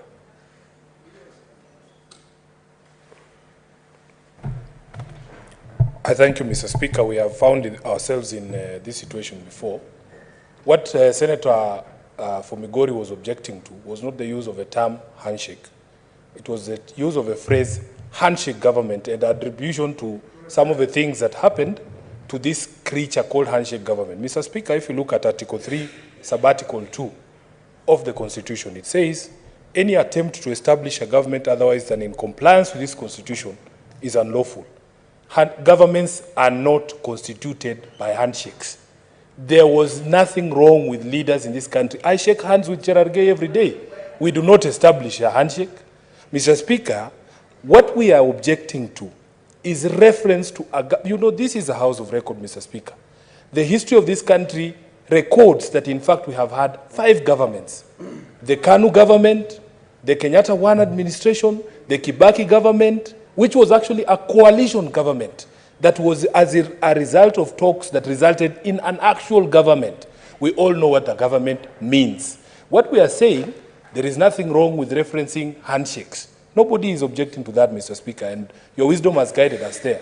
The phrase handshake government is what we have a problem with, because you cannot establish a government by shaking somebody's hand. That is not what is provided for under the Constitution.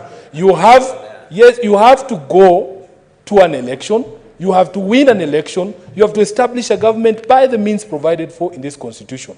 So, Mr. Speaker, for you to recognize any entity as a government established otherwise than by that procedure that is set out in this Constitution, Mr. Speaker, is to elevate something that is an unlawful entity, which we believe did not exist. Mr. Speaker, yes, very well, just Senator. A minute, let me conclude, please. Mr. Speaker, I beg you to let me conclude with one point only. Proceed. That, Mr. Speaker, just like you, I was the Secretary General of ODM, the largest party in the coalition called NASA then. Mr. Speaker, I still remain the Secretary General of ODM. I know for a fact that we did not join any government. My failure to speak on an issue, Mr. Speaker, does not constitute... The Senator is on a point of order. Thank you, Mr. Speaker. You certainly cannot raise a point of order. Thank you, Mr. Speaker. So, as the SG of ODM, I was never invited to any cabinet meetings. I did not second any members of my party to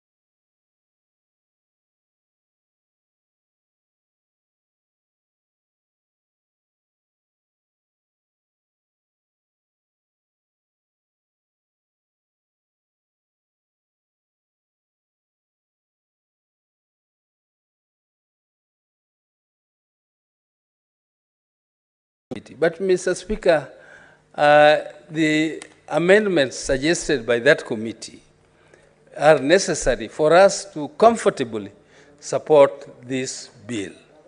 Mr. Speaker, it is necessary because when you look at the shareable revenue from the Treasury, Mr. Speaker, the amount of money which is, the increase from the previous projected revenues, Mr. Speaker, is 379.2 billion Kenya shillings.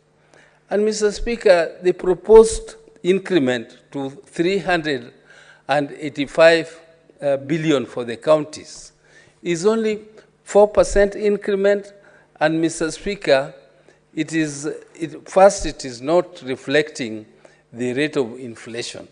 Mr. Speaker, when you don't reflect inflation, what it means is that you are, in effect, reducing the allocation to the counties, which, Mr. Speaker, is very, very serious, and we must consider that 15 billion shillings is only 4%. Mr. Speaker, this is not acceptable. Mr. Speaker, I also want to agree that the counties are not using the revenue allocated to them properly, and we should take more measures. We should to control them and even supervise them and oversight what they are doing. But, Mr. Speaker, we are not given that facilitation. Mr. Speaker, I think the corruption, which is devolved corruption in the counties, is because the counties are emulating what is happening up here. Mr. Speaker, what is happening up here is almost official corruption. And you can see it in appointments. You can see it on the way the government is behaving in even creating positions which are illegal, which are non-existent. And, Mr. Speaker, the counties emulate what is happening, and they also continue to reap the resources, and we need to take more measures to control them. But, Mr. Speaker, we need to deal with corruption up here before we start tackling corruption in the counties, Mr. Speaker. Mr. Speaker, I want to state, Mr. Speaker, that the shareable,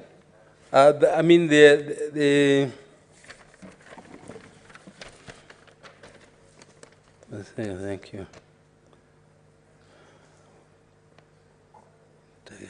Mr. Speaker, I know that the national government is giving excuse that they bear the brunt or they bear the cost of non-collection of the revenues, Mr. Speaker.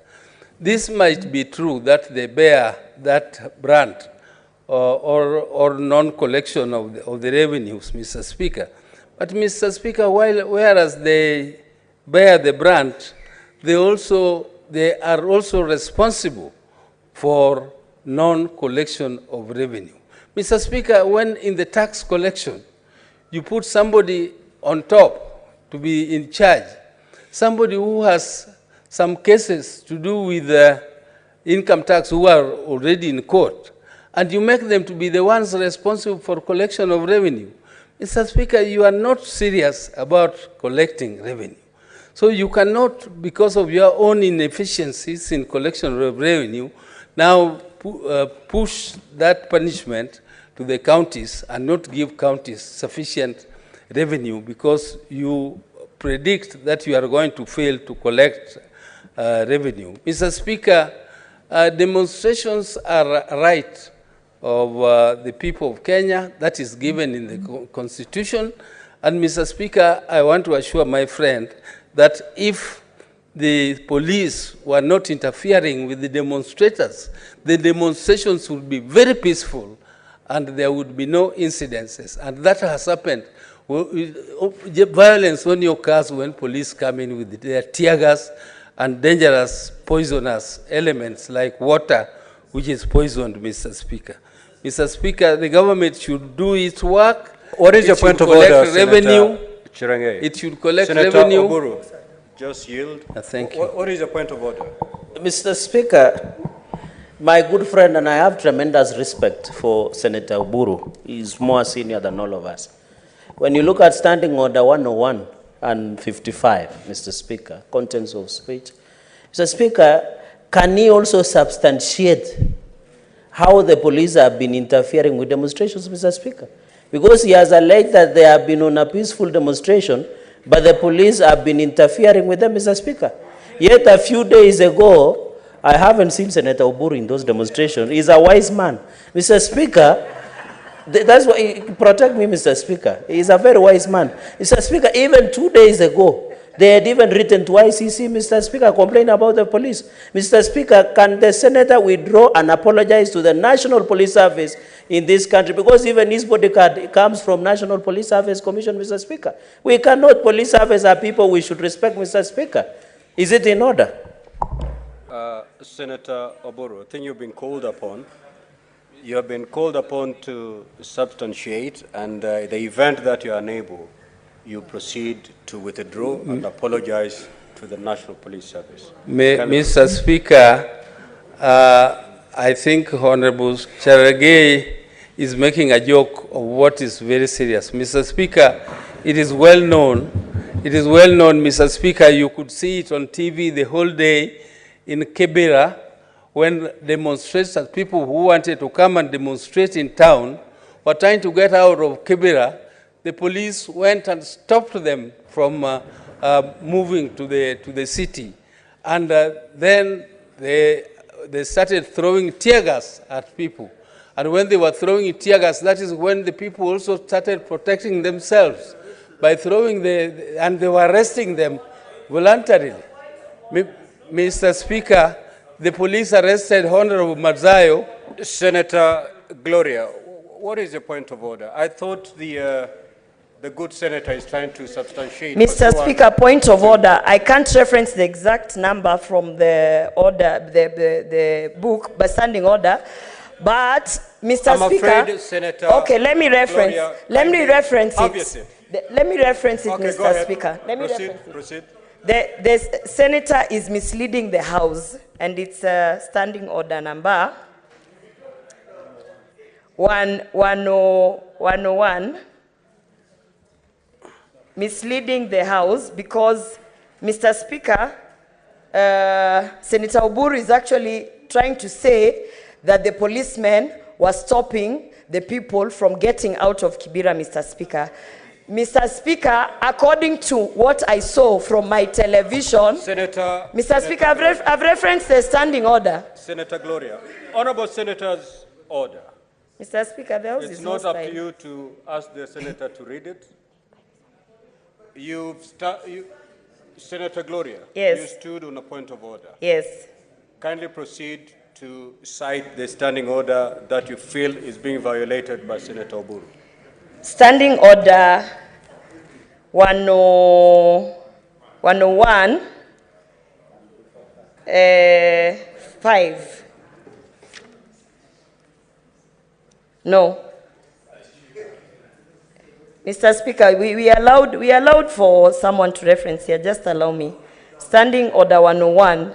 I want to reference the one for misleading the House. Senator Gloria, just get your act together and then you can raise. Proceed, Senator Oburu.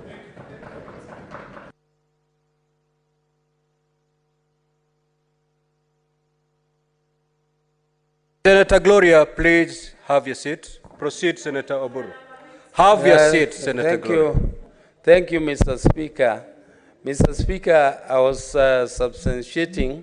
I said, Mr. Speaker, when Honorable Mazayo, Honorable Pia Wandai, Honorable Sifuna, and Kanchonga were just at KICC wanting to start their demonstrations. I'm afraid, Senator Oburu, your time is out.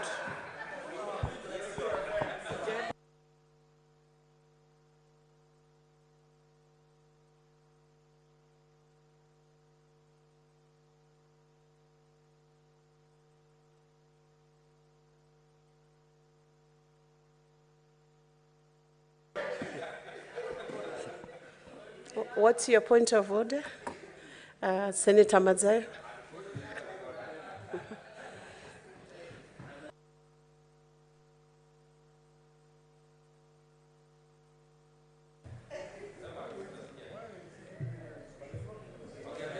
Continue with your point of order, Senator Madzayo.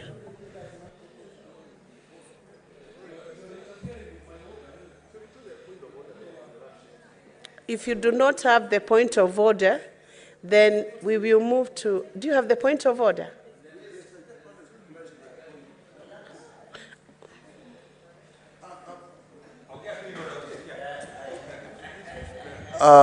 Thank you, Madam Speaker. Madam Speaker, when another person raises on a point of order and is given that audience by the Speaker, and my colleague Odinga was on his feet, and Senator Madzayo. Can I Senator Madzayo. be given a chance, please? Can we have order on both sides? Let me clarify something. When Senator Oburu had fully submitted and the point of order was raised, his minutes were gone. So raise your point of order. His minutes were gone. That's the direction I have on the timing. That is accurate and computerized. I don't know who has given that kind of information. I don't know whether it's from the clerks here, but my understanding is, and I was here I was in the house when this thing was happening. My brother Cherargei rose on, my sister rose on a point of order, and it's at that time that Senator Oburu gave a chance for that point of order, as the procedure requires. But immediately after, when there was a change of the chair, the minutes were still on. And in fact, the minutes were still on. So I think Senator Oburu should have been given a chance to conclude instead of being told the minutes are over. What order do you cite that? Yeah? Point of order? I'm just informing you. Okay, resume your seat. Senator Omar Sheikh Mariam.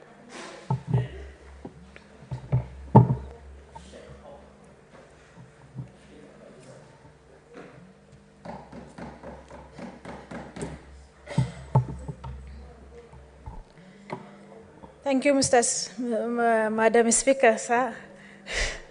Madam Speaker, for giving me this opportunity.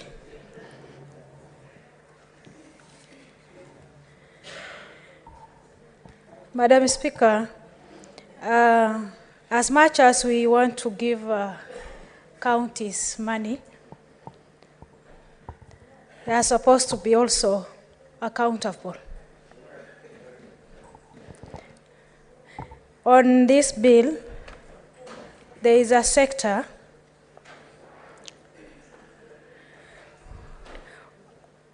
calculation of revenue sharing is based on revenue collected by counties. This will,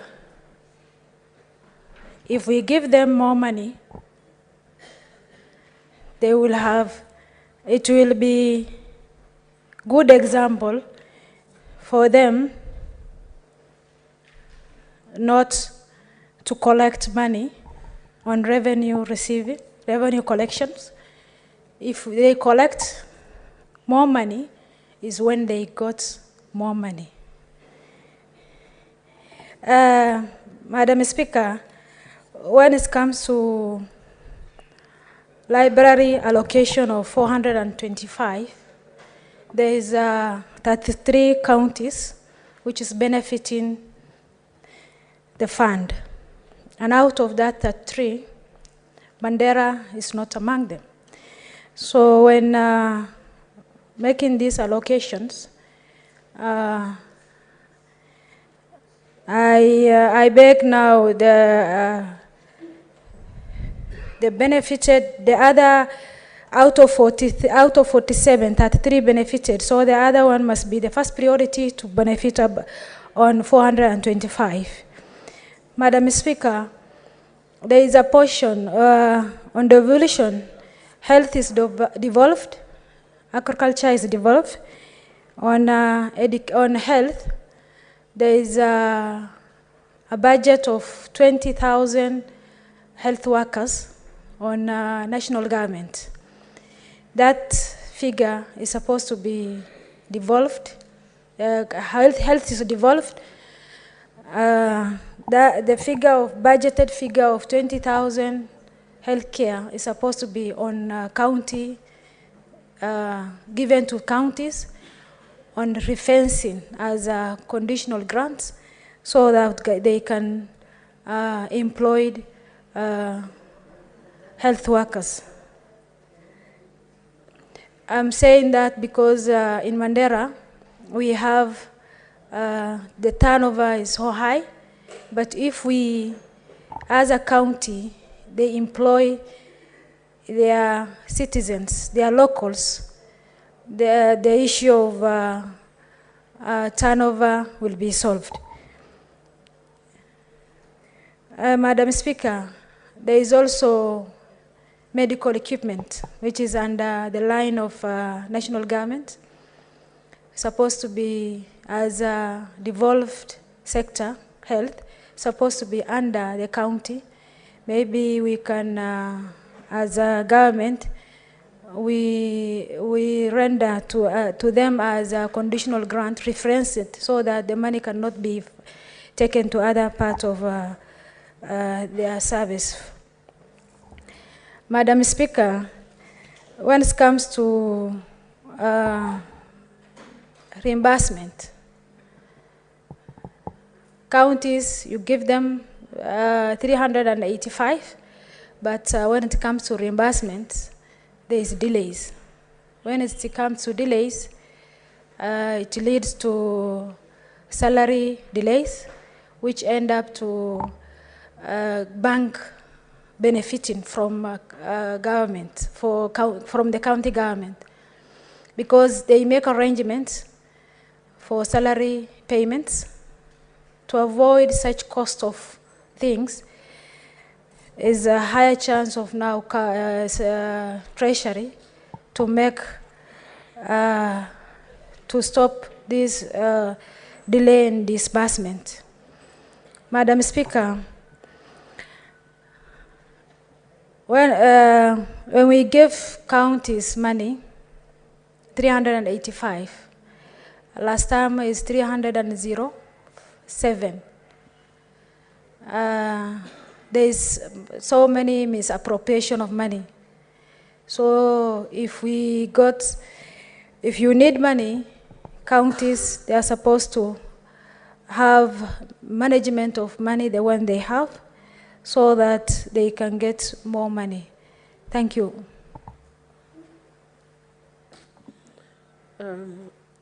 Senator Mwaruma Jones Mwashosha.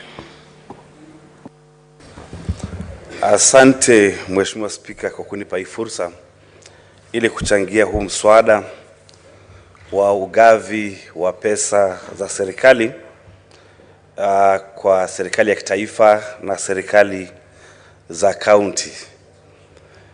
Mheshimiwa Spika, mwaka wa 2010 tulijipatia katiba mpya. Na katika katiba mpya, Mheshimiwa Spika, tulijipatia serikali awamu mbili. Serikali za kitaifa, serikali ya kitaifa na serikali za magatuzi. Katika uundaji wa zile serikali, Mheshimiwa Spika, ama ile katiba, tukaunda tume inaitwa CRA, ambayo kazi yake ni kusaidia katika ugavi wa pesa za serikali. Na pia Mheshimiwa Spika, katika ile katiba tukaweka bunge mbili, bunge ya kitaifa na bunge ya seneti, ambayo hizi bunge zinawakilisha wananchi. Mheshimiwa Spika, nikiangalia huu mswada ambao umekuja leo mbele yetu, ile tume ya ugavi wa pesa imepatia kaunti bilioni 407, Mheshimiwa Spika. Lakini Treasury imepeana magatuzi bilioni 385. Hilo ni ongezeko kutoka kwa bilioni 370 ambayo ilipewana kwa serikali za magatuzi kwa mwaka uliopita wa 22-23.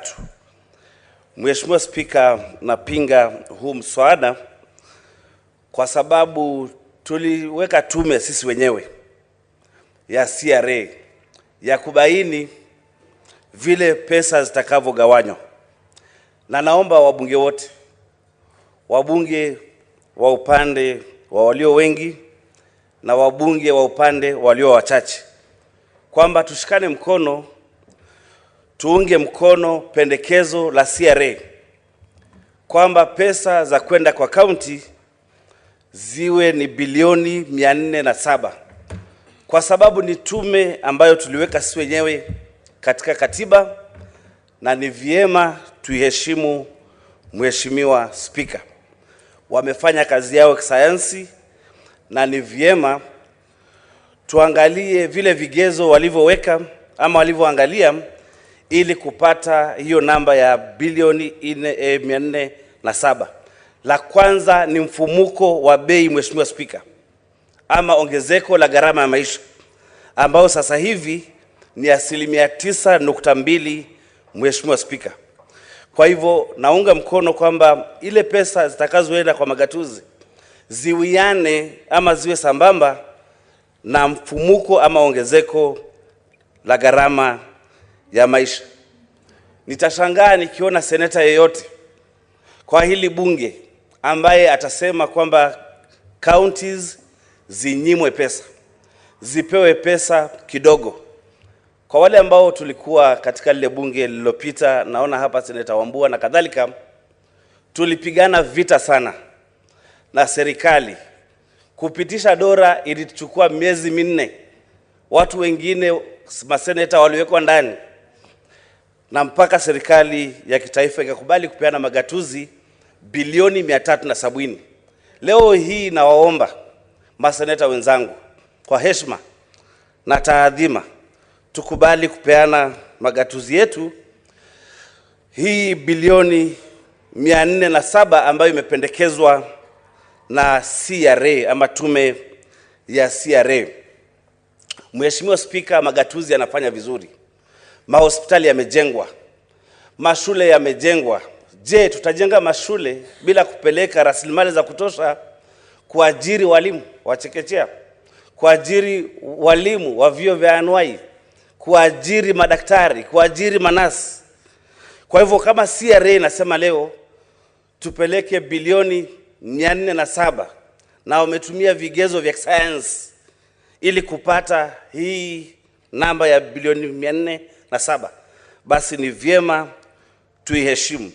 Mheshimiwa Spika, tukiangalia zile namba tumepatiwa ni kwamba tukipeana counties bilioni 375, 385 billion, ni kwamba ukuaji ni 4% kutoka bilioni 370, 370 billion mpaka 385 billion. Ongezeko la pesa zinazoenda kwa county ni 4%. Lakini ukiangalia katika serikali ya kitaifa, pesa zilizoenda ni bilioni 415 zaidi na 13 zaidi, ambayo ni 23% ama 23%. Kwa nini tupewe ongezeko la counties bilioni 4% na kwa serikali ya kitaifa 25% zaidi? Mheshimiwa Spika, hili ni jambo ambalo halikubaliki, na katika serikali ambayo inaongoza sasa ya makalio juu ama bottom up walisema ya kwamba wataangalia mtu wa chini.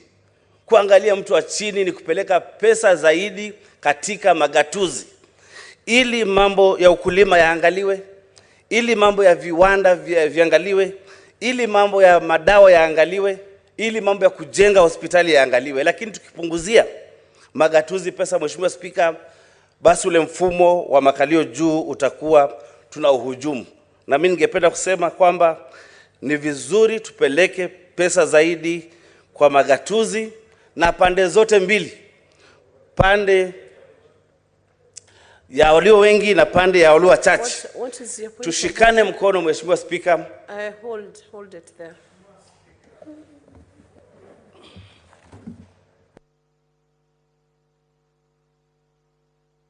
Activate his microphone.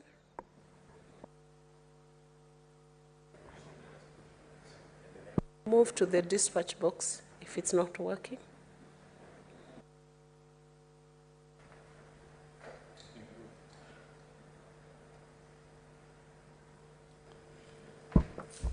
Mheshimiwa Spika, ni vyema na heshima kwa Mheshimiwa Senator kadamnasi ya nchi nzima kusema makalio juu katika hotuba yake. Hayo si makalio juu. Hii ni falsafa ya chini kwenda juu, sio makalio juu. Asante Mheshimiwa Spika. What standing order are you referring to? Matumizi ya lugha nadhifu. Sijui namba lakini hoja imefika. Okay, resume your seat, Senator David. Proceed on, Senator.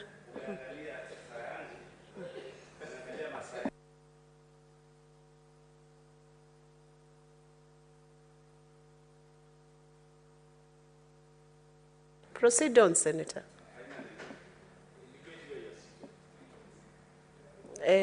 Clerk's desk.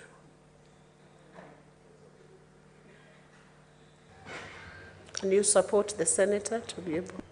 Asante Mheshimiwa Spika, nafikiri madaka yangu yamehifadhiwa. Bunge la Senate katika article 96 liliundwa ili kulinda ugatuzi. Katika katiba ya kwanza ya mwaka wa 64 kulikuwa na magatuzi na kulikuwa na seneti, lakini waliokuwa pale hawakuweza kulinda magatuzi. Nafikiri ni jukumu la hii Senate ya 13 na zile zijazo tushikane mkono ili kulinda ugatuzi. Ugatuzi tunaulinda kutokana kwa nani? Tukiangalia vile kunavyoendelea sasa, ni miezi minne tangu serikali zetu za magatuzi zipewe pesa. Hii ni njia moja ya kuua ugatuzi, Mheshimiwa Spika. Njia ingine ya kuua ugatuzi ni kupunguza zile pesa ambazo zinafaa kwenda kwa magatuzi na kupeana pesa nyingi zaidi katika serikali ya kitaifa. Hii ndio njia ingine ya kuua magatuzi. Na Mheshimiwa Spika, kuna watu walipinga hii katiba ya mwaka wa 2010. Na nafikiri wao ndio wako uongozini saizi. Inaweza kuwa yule mtoto ambaye wanamlea kwa vile si mtoto wao. Na Waswahili wanasema mama wa kambo si mama. Inaweza kuwa ndio maana tunaona mambo kama haya ya kupunguza pesa za kwenda kwa magatuzi, kwa sababu kwanza hawakuamini ile katiba. Huwezi lea mtoto ambaye si wako. Kwa hivyo Mheshimiwa Spika, naomba kwa heshima maseneta wenzangu wa pande zote mbili tuungane mkono ili tupeleke pesa nyingi zaidi kwa magatuzi. Kwa hivyo huu mswada tutapendekeza ufanyiwe marekebisho ili tupate kupitisha. Asante sana Mheshimiwa Spika. Senator Kisang. Thank you, Madam Speaker. Honorable Speaker, as a Senator of Elgeyo-Marakwet County, I would have wished that we allocate 425 billion to the counties or 4 or 7 billion to the counties, because the 4 or 7 is scientifically done. But Honorable Speaker, as a Kenyan, as a leader, all of us who are here and also those who are not in this house know very well that our economy is not doing very well. If the economy is not doing well, you cannot also just try to allocate resources that you are not able to meet. Madam Speaker, the current financial year, 2021-2022, we allocated 370 billion to the counties. Out of the 370 billion, up to now, for the last 4 months, January, February, March, and April, Treasury has not released the resources as per the schedule because they have not collected because of the debt that we have. The debt is fast charged. As KRA collect, the first thing they do is to pay the Chinese debt. So I believe as leaders, we need to be reasonable. We need to live within our means. We cannot What is your point of order, Senator Wambua? And cite the standing order you're relying on. Madam Speaker, I thank you. I think I've been in this house long enough to know how to cite standing orders. I stand on the strength of standing order number 105, responsibility for statement of fact. Madam Speaker, we should not allow the Senator of Elgeyo Marakwet, a man I have a lot of respect for, to mislead the people of Elgeyo Marakwet and the people of this nation. That what we are trying to do here is to compel the National Treasury to give more money than they can give. But, Madam Speaker, the debate here is, out of the amount of money collected by the national government, the revenues collected within the financial year, all that money put together, out of that money, not a single cent above what has been collected, we are saying, let us allocate 425 billion to counties and the rest to national government. There is no argument here, Madam Speaker, of anyone asking the Treasury to allocate more money than it has collected. So that misinformation should not be used to either mislead this nation or skew this debate to create wrong impressions. I thank the Speaker, Madam Speaker. Senator Kisang, do you want to substantiate or clarify what you were addressing the House on about the amount of money collected? Madam Speaker, I don't want to substantiate or speak more. What I was talking about, Madam Speaker, is based on the statistics that we are given regularly by Kenya Revenue Authority and Treasury and Kenya National Bureau of Statistics. So, Madam Speaker, and you know very well that we are remaining only with about 36 minutes, and most of the members also want to contribute. I don't want to belabor and say much. Madam Speaker, it is well known, Madam Speaker, that last year they were allocated 370.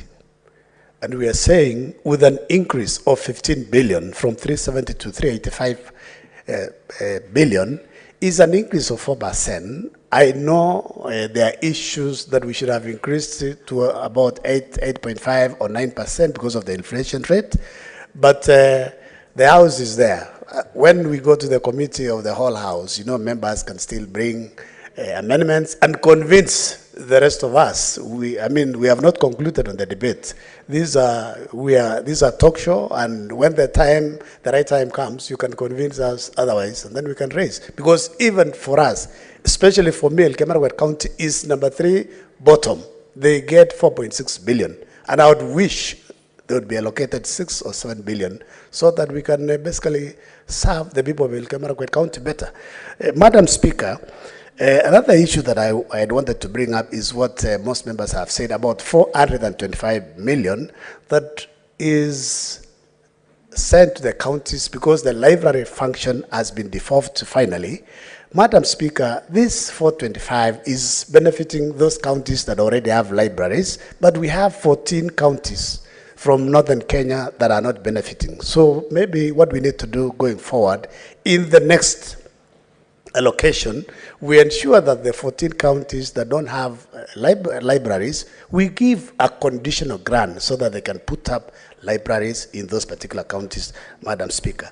Madam Speaker, another issue that I had wanted also to raise is the A&A. Most counties, when devolution came in, the revenue A in A went down. And Madam Speaker, we need to discuss with CRA. CRA needs to come up with some incentives so that those who meet the target of own revenue are given incentives by giving them additional resources. Otherwise, most of the counties will continue not collecting, and they are supposed to collect. Nairobi County especially, I know the senator is here. Nairobi County is able to collect about 60 or 70 billion, but they are not collecting it. Elgeyo Marakwet County should be collecting over 200 million, but they are collecting less than 100 million, or about 130. So we need to tighten the rope so that these particular counties and all the counties raise A in A to also relieve the national government from giving them additional resources. Madam Speaker, there are two issues that maybe they are disadvantaging the counties from getting more revenue. One is the last audited accounts being discussed by National Assembly. We need to push so that we can come up to date in terms of audited accounts, so that the percentage, the 15% or so that the national government calculates on the national collection is up to date, so that there is only a difference or a year or so. And then finally, Honorable Speaker, is now ensuring that all the devolved functions are devolved and the resources to follow. I'm happy to report, and everybody knows that His Excellency the President has already reported that within 6 months, all the devolved functions will be released and the functions must follow. What's your point of order, Senator Mungatana?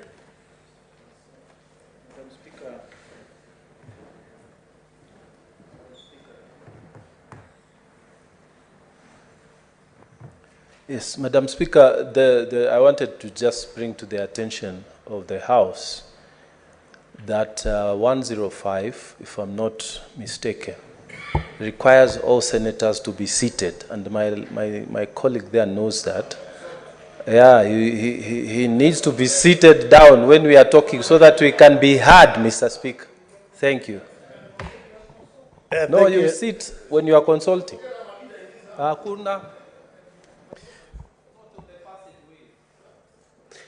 Thank you, Madam Speaker. You want to dispose that maybe? Senators, I think it's good we keep to the standing orders and refer to the correct standing order. Did you cite 105? It is. I do not think it's the correct standing order, so I will request Senator Kisang to proceed.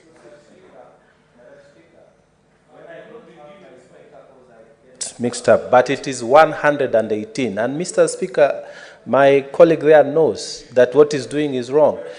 When other people are speaking, Madam Speaker, let's give them the respect. It does not matter, Mr. Speaker. Let's give them respect. Some of us are seated here to follow debate. And when other people are standing and moving around, you are distracting debate and reducing this house into a marketplace, Madam Speaker. Let's keep it the dignity, Madam Speaker.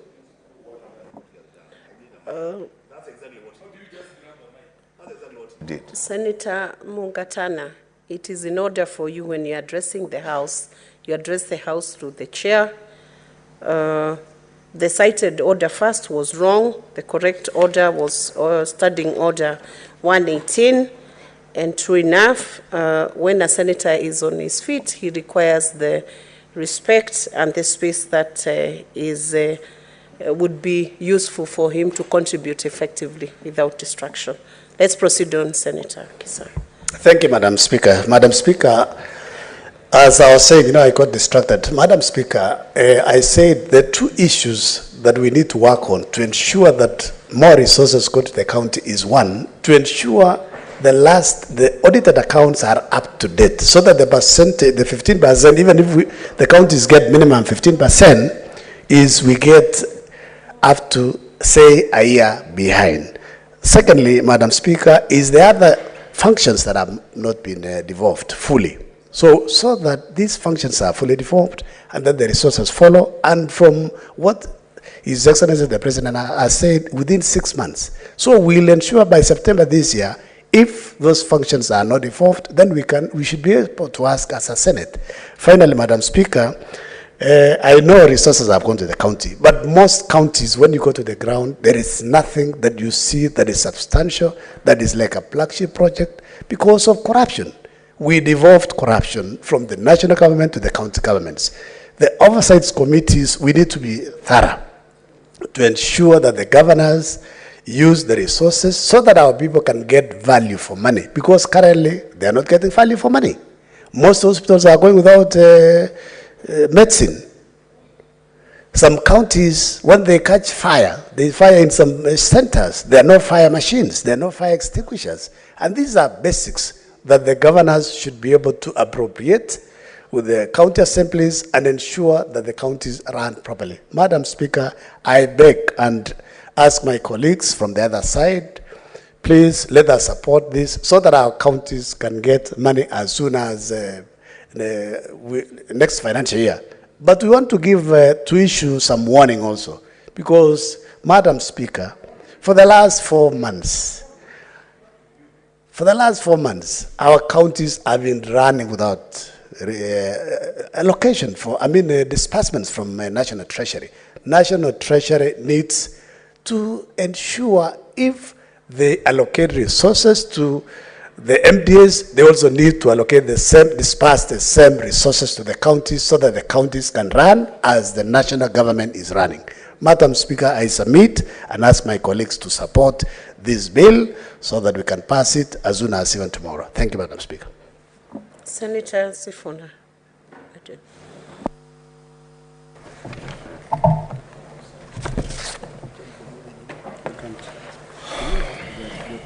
I thank you, Madam Speaker, for the opportunity to contribute to this very important bill. Some would say this is the rise on the tray, the reason for the existence of this Senate. Madam Speaker, allow me to begin, as I must, with the Constitution of Kenya in determining who it is that, as a senator sworn to protect the interests of the counties and their government, should listen to. Because there have been submissions here by some of my colleagues. Some have chosen to listen to the National Treasury, others are listening to KRA, others are listening to the political leadership, because this figure of 385, I first heard it from one of the leaders in Kenya Kwanza. Madam Speaker, under Article 215, there is established a Commission on Revenue Allocation, and this particular commission is given the principal function of making recommendations concerning the basis of the equitable share of revenue raised by the national government. Madam Speaker, it says that in doing that job under Article 216(3)(a), that it shall make sure that it promotes and give effect to the criteria set out in Article 203(1). That Article 203(1) criteria under Article 203(1)(d) says one of the criteria is the need to ensure that county governments are able to perform the functions allocated to them. I also want to refer this House to Article 216(4)(5). Madam Speaker, it says the Commission shall submit its recommendations first to the Senate, then the National Assembly, the National Executive, County Assemblies, and County Executive. Madam Speaker, there is a reason why the Constitution, specifically in this particular article, starts by indicating who should be the first recipient of the recommendations of the CRA, because we are the House that is sworn to protect the interests of the counties and their governments. Madam Speaker, just recently in this particular House, we passed certain new bills that have placed certain financial obligations and responsibilities hitherto not placed on county governments. And I'll give the example of the Education and Vocational Education and Training Centers Bill, which now requires county governments to establish these vocational centers, which require extra allocation of resources. We passed the Promotion of Dignity and Social Justice Act, or Social Rights Act, Madam Speaker, here, which requires that county governments put in place certain measures to enable them meet the social rights, especially under Article 43.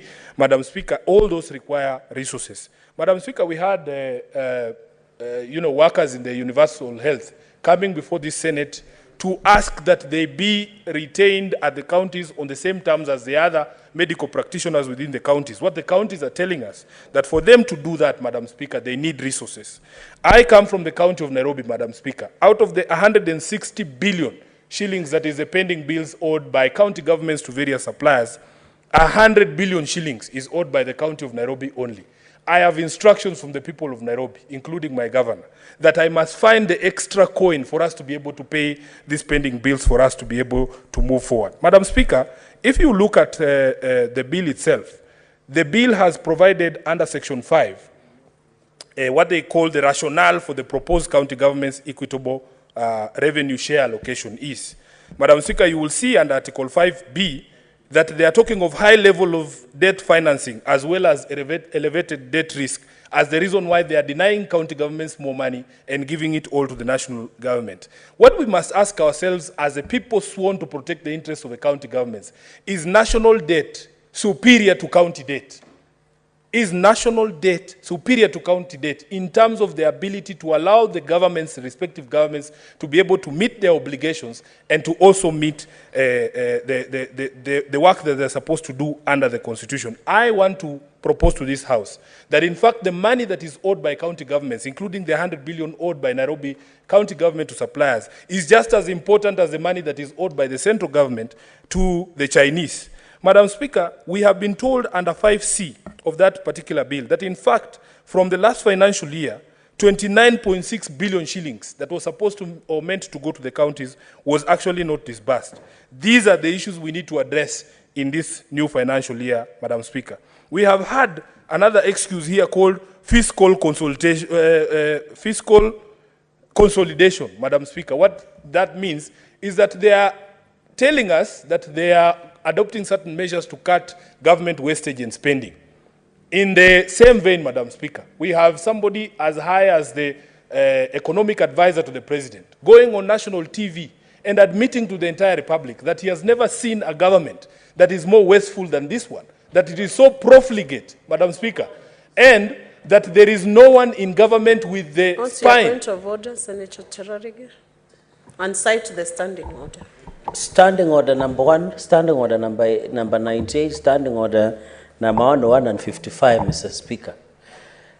Is it in order for my brother, Senator Sifuna, to mislead the House that the presidential economic advisor said that he has never seen a wasteful government like this, yet the presidential economic advisor, Dr. David D., said all governments are wasteful? Is it in order to make that statement to suit his narrative that he's trying to push in the House, Mr. Speaker? Can you clarify or withdraw and apologize, Mr. Speaker? Madam, sorry, my apologies, Madam Speaker and my senior. Senator Sifuna, he was on a point of order. I'm dispensing with that point of order. Eddie, wait. He's on a point of order, and I'm dispensing with that point of order. Senator Eddie, you're out of order. I told you to wait. Senator Sifuna, substantiate your statement based on Standing Order 105. Madam Speaker, which talks of responsibility for statements I watched with my fact. own 2 eyes and my own ears on a TV I bought with my own money, on a subscription I pay with my own money. The person who holds the position of chief economic advisor was on Citizen TV. And he says he has never seen the sort of wastefulness that he's seeing in the government, and that there is no one who has the spine to do anything about it. He used those words himself. I will bring those clips here. And Madam Speaker, that is what impeaches the argument we had from this side, that if we are eating sukuma wiki, we should live within our means, we should live within our budget. My position is, if we are eating sukuma wiki, can we all eat sukuma wiki? It cannot be sukuma wiki for the counties, and people are eating rare steaks, aged beef, Madam Speaker, in State House and in other offices by the national government. Let me proceed, Madam Speaker, by saying one... It is your point of order, Senator Eddie. Cite the standing order.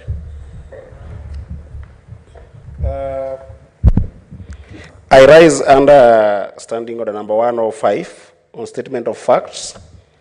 And Madam Speaker, you know, is very, very unfair to your chair where we are going as a house. If on a substantive motion, as what Honorable Sifuna was presenting on, a senator of this house can rise on a standing order, basically dishonoring your own chair without your notice, that Senator Cherargei says that he rose on a standing order number 19, which, and standing order number 55, Madam Speaker, and 55, Madam Speaker, is 55 is on, and you said, Madam Speaker, there is answered. Madam Speaker, Cherargei talked about standing order number 55. It is there. Okay?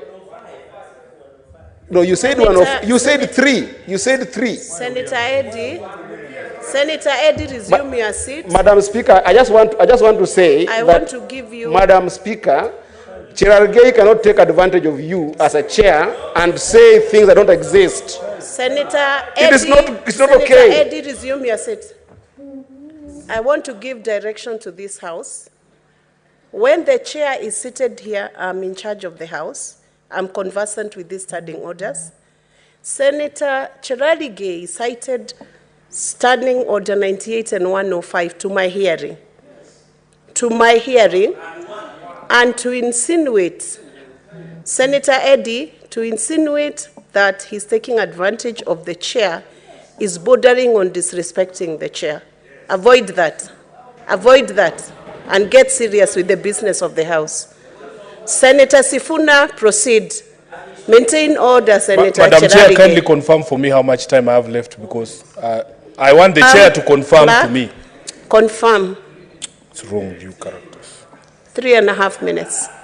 Your minutes were paused. Madam Speaker, let me address two final points. One was raised by my colleague from Taita Taveta. If you look at the marginal increase of the money that is going to the counties, is only 4%. What is going to the national government is 23%, Madam Speaker, over 400 billion shillings.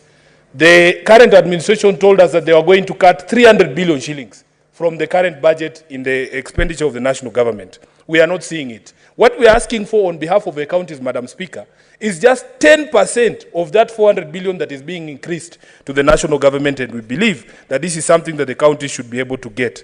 Madam Speaker, finally, I want to request that the Committee on Finance must request the Central Bank of Kenya to show us all the income and expenditure of this country, so that we really know that we are being told the truth about the monies that are being transacted in the central bank accounts. Because, Madam Speaker, you will know the money that is collected from taxes is not the only revenue that comes to government. And we need full disclosure on this, even as we have this debate. The control of budget should explain to us why it is important for her to approve expenditure for unnecessary things that are being asked for by the central government, including these salaries for the new positions of cabinet assistant secretaries. Madam Speaker, yet she does not approve any of this similarly for the county governments, and we continue to suffer in debt at the county government. By the way of finishing, in a matter of finishing, Madam Speaker, let us do what we were elected to do. I am heartbroken to hear senators who I know their counties require more resources because of political expediency coming here to argue that the 385 proposed is enough. I have never seen anyone who's been given an opportunity to increase the stock of their own people giving up that at the altar of political expediency, Madam Speaker. Here in Nairobi, we have more than enough problems. We just opened one wing of ICUs at Mama Lucy. We didn't have them, Madam Speaker. We want extra money to complete the construction of the maternity wing with ICU beds at Mama Lucy. Our city mortuary, a senator has just raised a question on the state of the city mortuary here. We would like that we have enough resources to hire the people who had been employed under NMS. 700 of them, Madam Speaker, have been thrown out unceremoniously. They have nowhere to go. They have no money. They have not been paid for the past 5 months. When I speak to my county governor, he is always telling me, but Sifuna, You guys in the Senate are the ones who are supposed to give us money. You know you have not given us money. How am I supposed to pay the suppliers? How am I supposed to pay these NMS, former employees of NMS? Madam Speaker, therefore, we as a minority feel very strongly that we must bring amendments to this bill that was passed by the National Assembly so that we push this figure to the figure that was recommended by the CRA, who are the experts under the Constitution in terms of how much money should be divided between the two levels of government, to 407.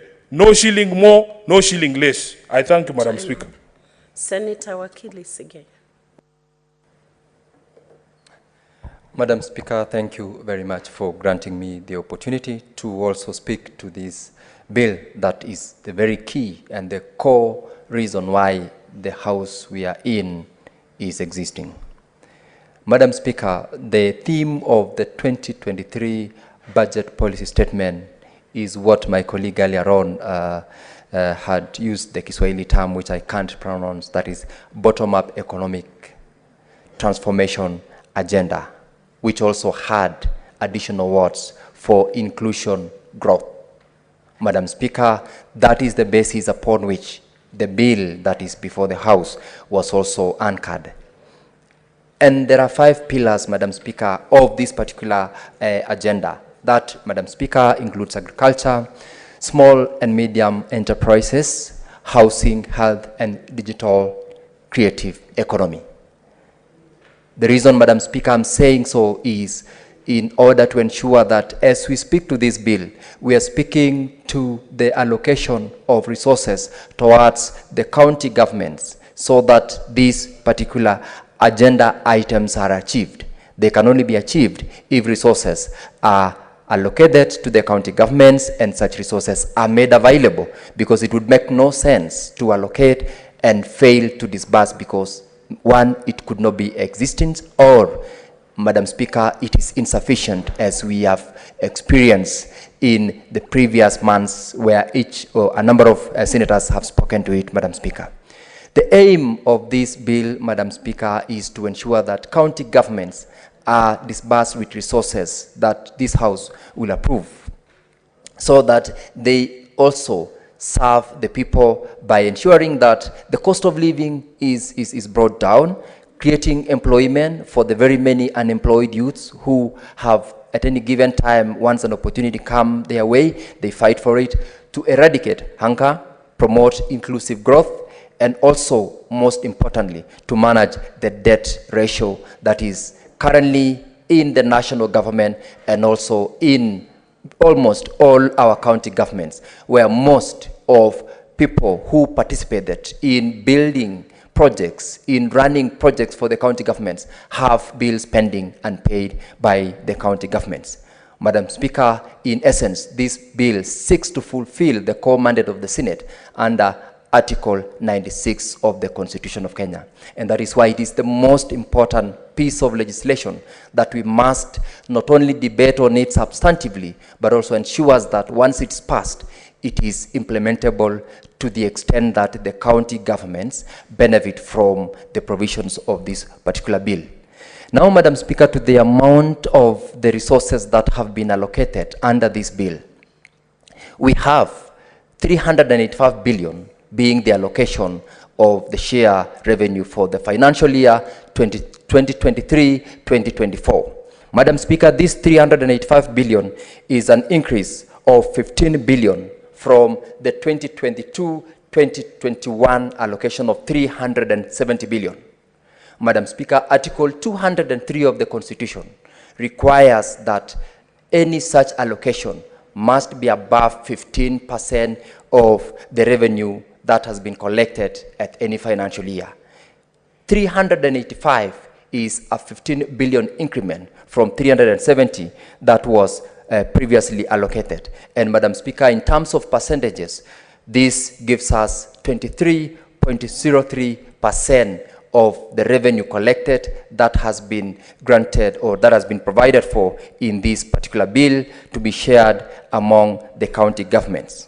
Madam Speaker, I would say this is an increase in the allocation from the previous amount that was allocated. There is the need under that particular Article 76 for this House to protect devolution. Protection of devolution is allocating resources. And one of the most important items in this bill, which also I have had a number of senators spoke about, is the ensuring that the library services, which before was not previously devolved, has now been devolved. And an amount of 425 million is granted to it.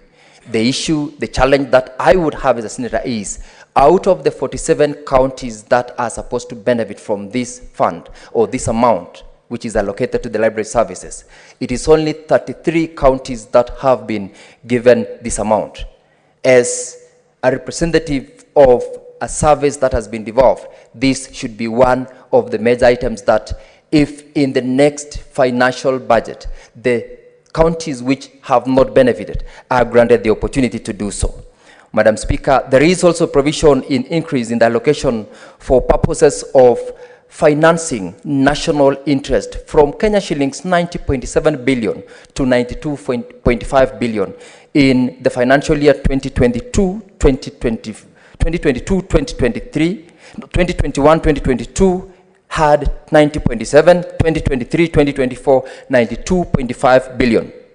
Madam Speaker, this is aimed at enhancing security operations. Remember, Madam Speaker, lately we have had issues. There is actually a live debate in a motion placed before the House on the security in the north. There is an increment to the allocation so that that particular service is enhanced. There is also the need to empower the youth. There is National Irrigation and Fertilizer Subsidy Program. The increment of an extra 2.5 billion for the national interest services is aimed at ensuring that the very particular and most important services which affect all the counties, and especially those counties where such issues have been raised, is also enhanced in the financial year 2023-2024. And Madam Speaker, as we debate on whether or not this amount is given, we should be alive to the fact that we are also sharing an amount that is available, because the main aim as we speak is to ensure that the amount of the debt repayment that the country is at the moment is enhanced. The bill provides for an enhanced allocation to the national debt repayment so that we are able to sustain the economic status of the country by ensuring that the little resources available is shared to serve the purpose that is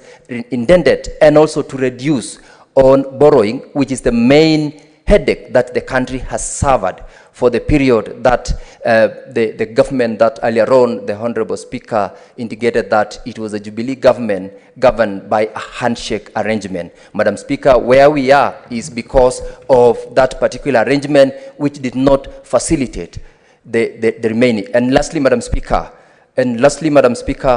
the issue that I also wanted to speak to is the public debt, which we are saying, if we are going not to convince ourselves to tighten the belt and serve within what is available, we will balloon the public debt and we will never be out of the hole that the country is. And therefore, Madam Speaker, I support the allocation of payment or an increase of payment from 930.4 billion to 1.250 billion, which is to ensure that that amount goes to the repayment of the national debt and ensure that the country is self-sufficient. Madam Speaker, I support the bill and I urge my colleagues to support the passage of this bill and ensure that our counties get the funds that are allocated to them released in good time for service delivery to the public. I thank you. Senator Ledama Olekina.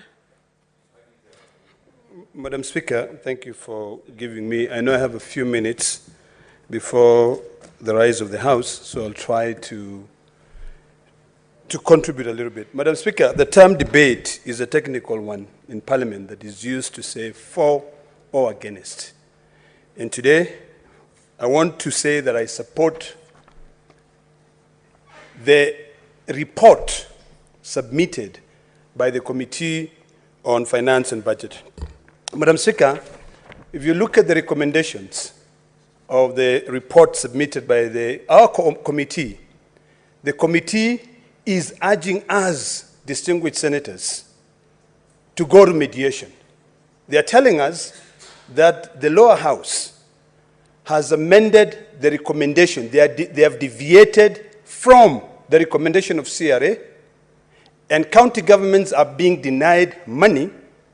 So they have seen that the only way for us to be able to fight for counties is for us to go to mediation and demand for at least a minimum of 407 billion shillings. Madam Speaker, counties are being denied money. Yet, it is on record by KRA that this country, KRA has surpassed its annual collections of revenue. In fact, Madam Speaker, I dare say that the records presented to this House by KRA was that in 2023, they collected 2.19 trillion. And in 2024, they are projecting to collect about 2.571 trillion. That is a net of 380 billion more money. Madam Speaker, I'm perplexed as to why counties are only being given 15 billion. CRA has recommended that counties are allocated an additional 37 billion. Madam Speaker, if we were to be objective and to argue as to why counties should be given more money, the first point of debate should be, what are the priorities of the current administration? Madam Speaker, the priorities of the current administration are the following: agriculture, universal health care, digital, superhighway, SME, and housing. Madam Speaker, all those priorities are for counties. Madam Speaker, on the UHC alone, they are proposing to allocate an additional 45 billion shillings. That money is being retained in the national government. Madam Speaker, I think it's about time that as senators, we remember what we came to this House to do, is to fight for our counties. Article 218 is very clear. It says that if the National Assembly or the Senate deviate from the recommendation of CRA, they have got to give us a memorandum attached to the Division of Revenue Bill with proper detail as to why they have done that. If you look at the reasons given in the Division of Revenue Bill, we are being told that county governments are being denied money because money is being diverted to the Hustler Fund. Madam Speaker, the second thing which I want to maybe pause there, and then I'll continue next, is that we are being denied money because Treasury is saying the Eurobond is due and they want to pay the entire principal and interest. Madam Speaker, who does that? Is it wrong to have a debt? It is not wrong, I dare say that. I would hope that instead we should pay the interest and then we go and seek refinancing of the principal. It doesn't make sense. Anyone who is in business, the first priority is for them to pay their interest. Honorable Senators, it is now 6:30 p.m., time to adjourn the House. Senator Olekina will have 6 minutes when we next resume. The Senate therefore stands adjourned until Wednesday, 19th April 2023 at 9:30 a.m.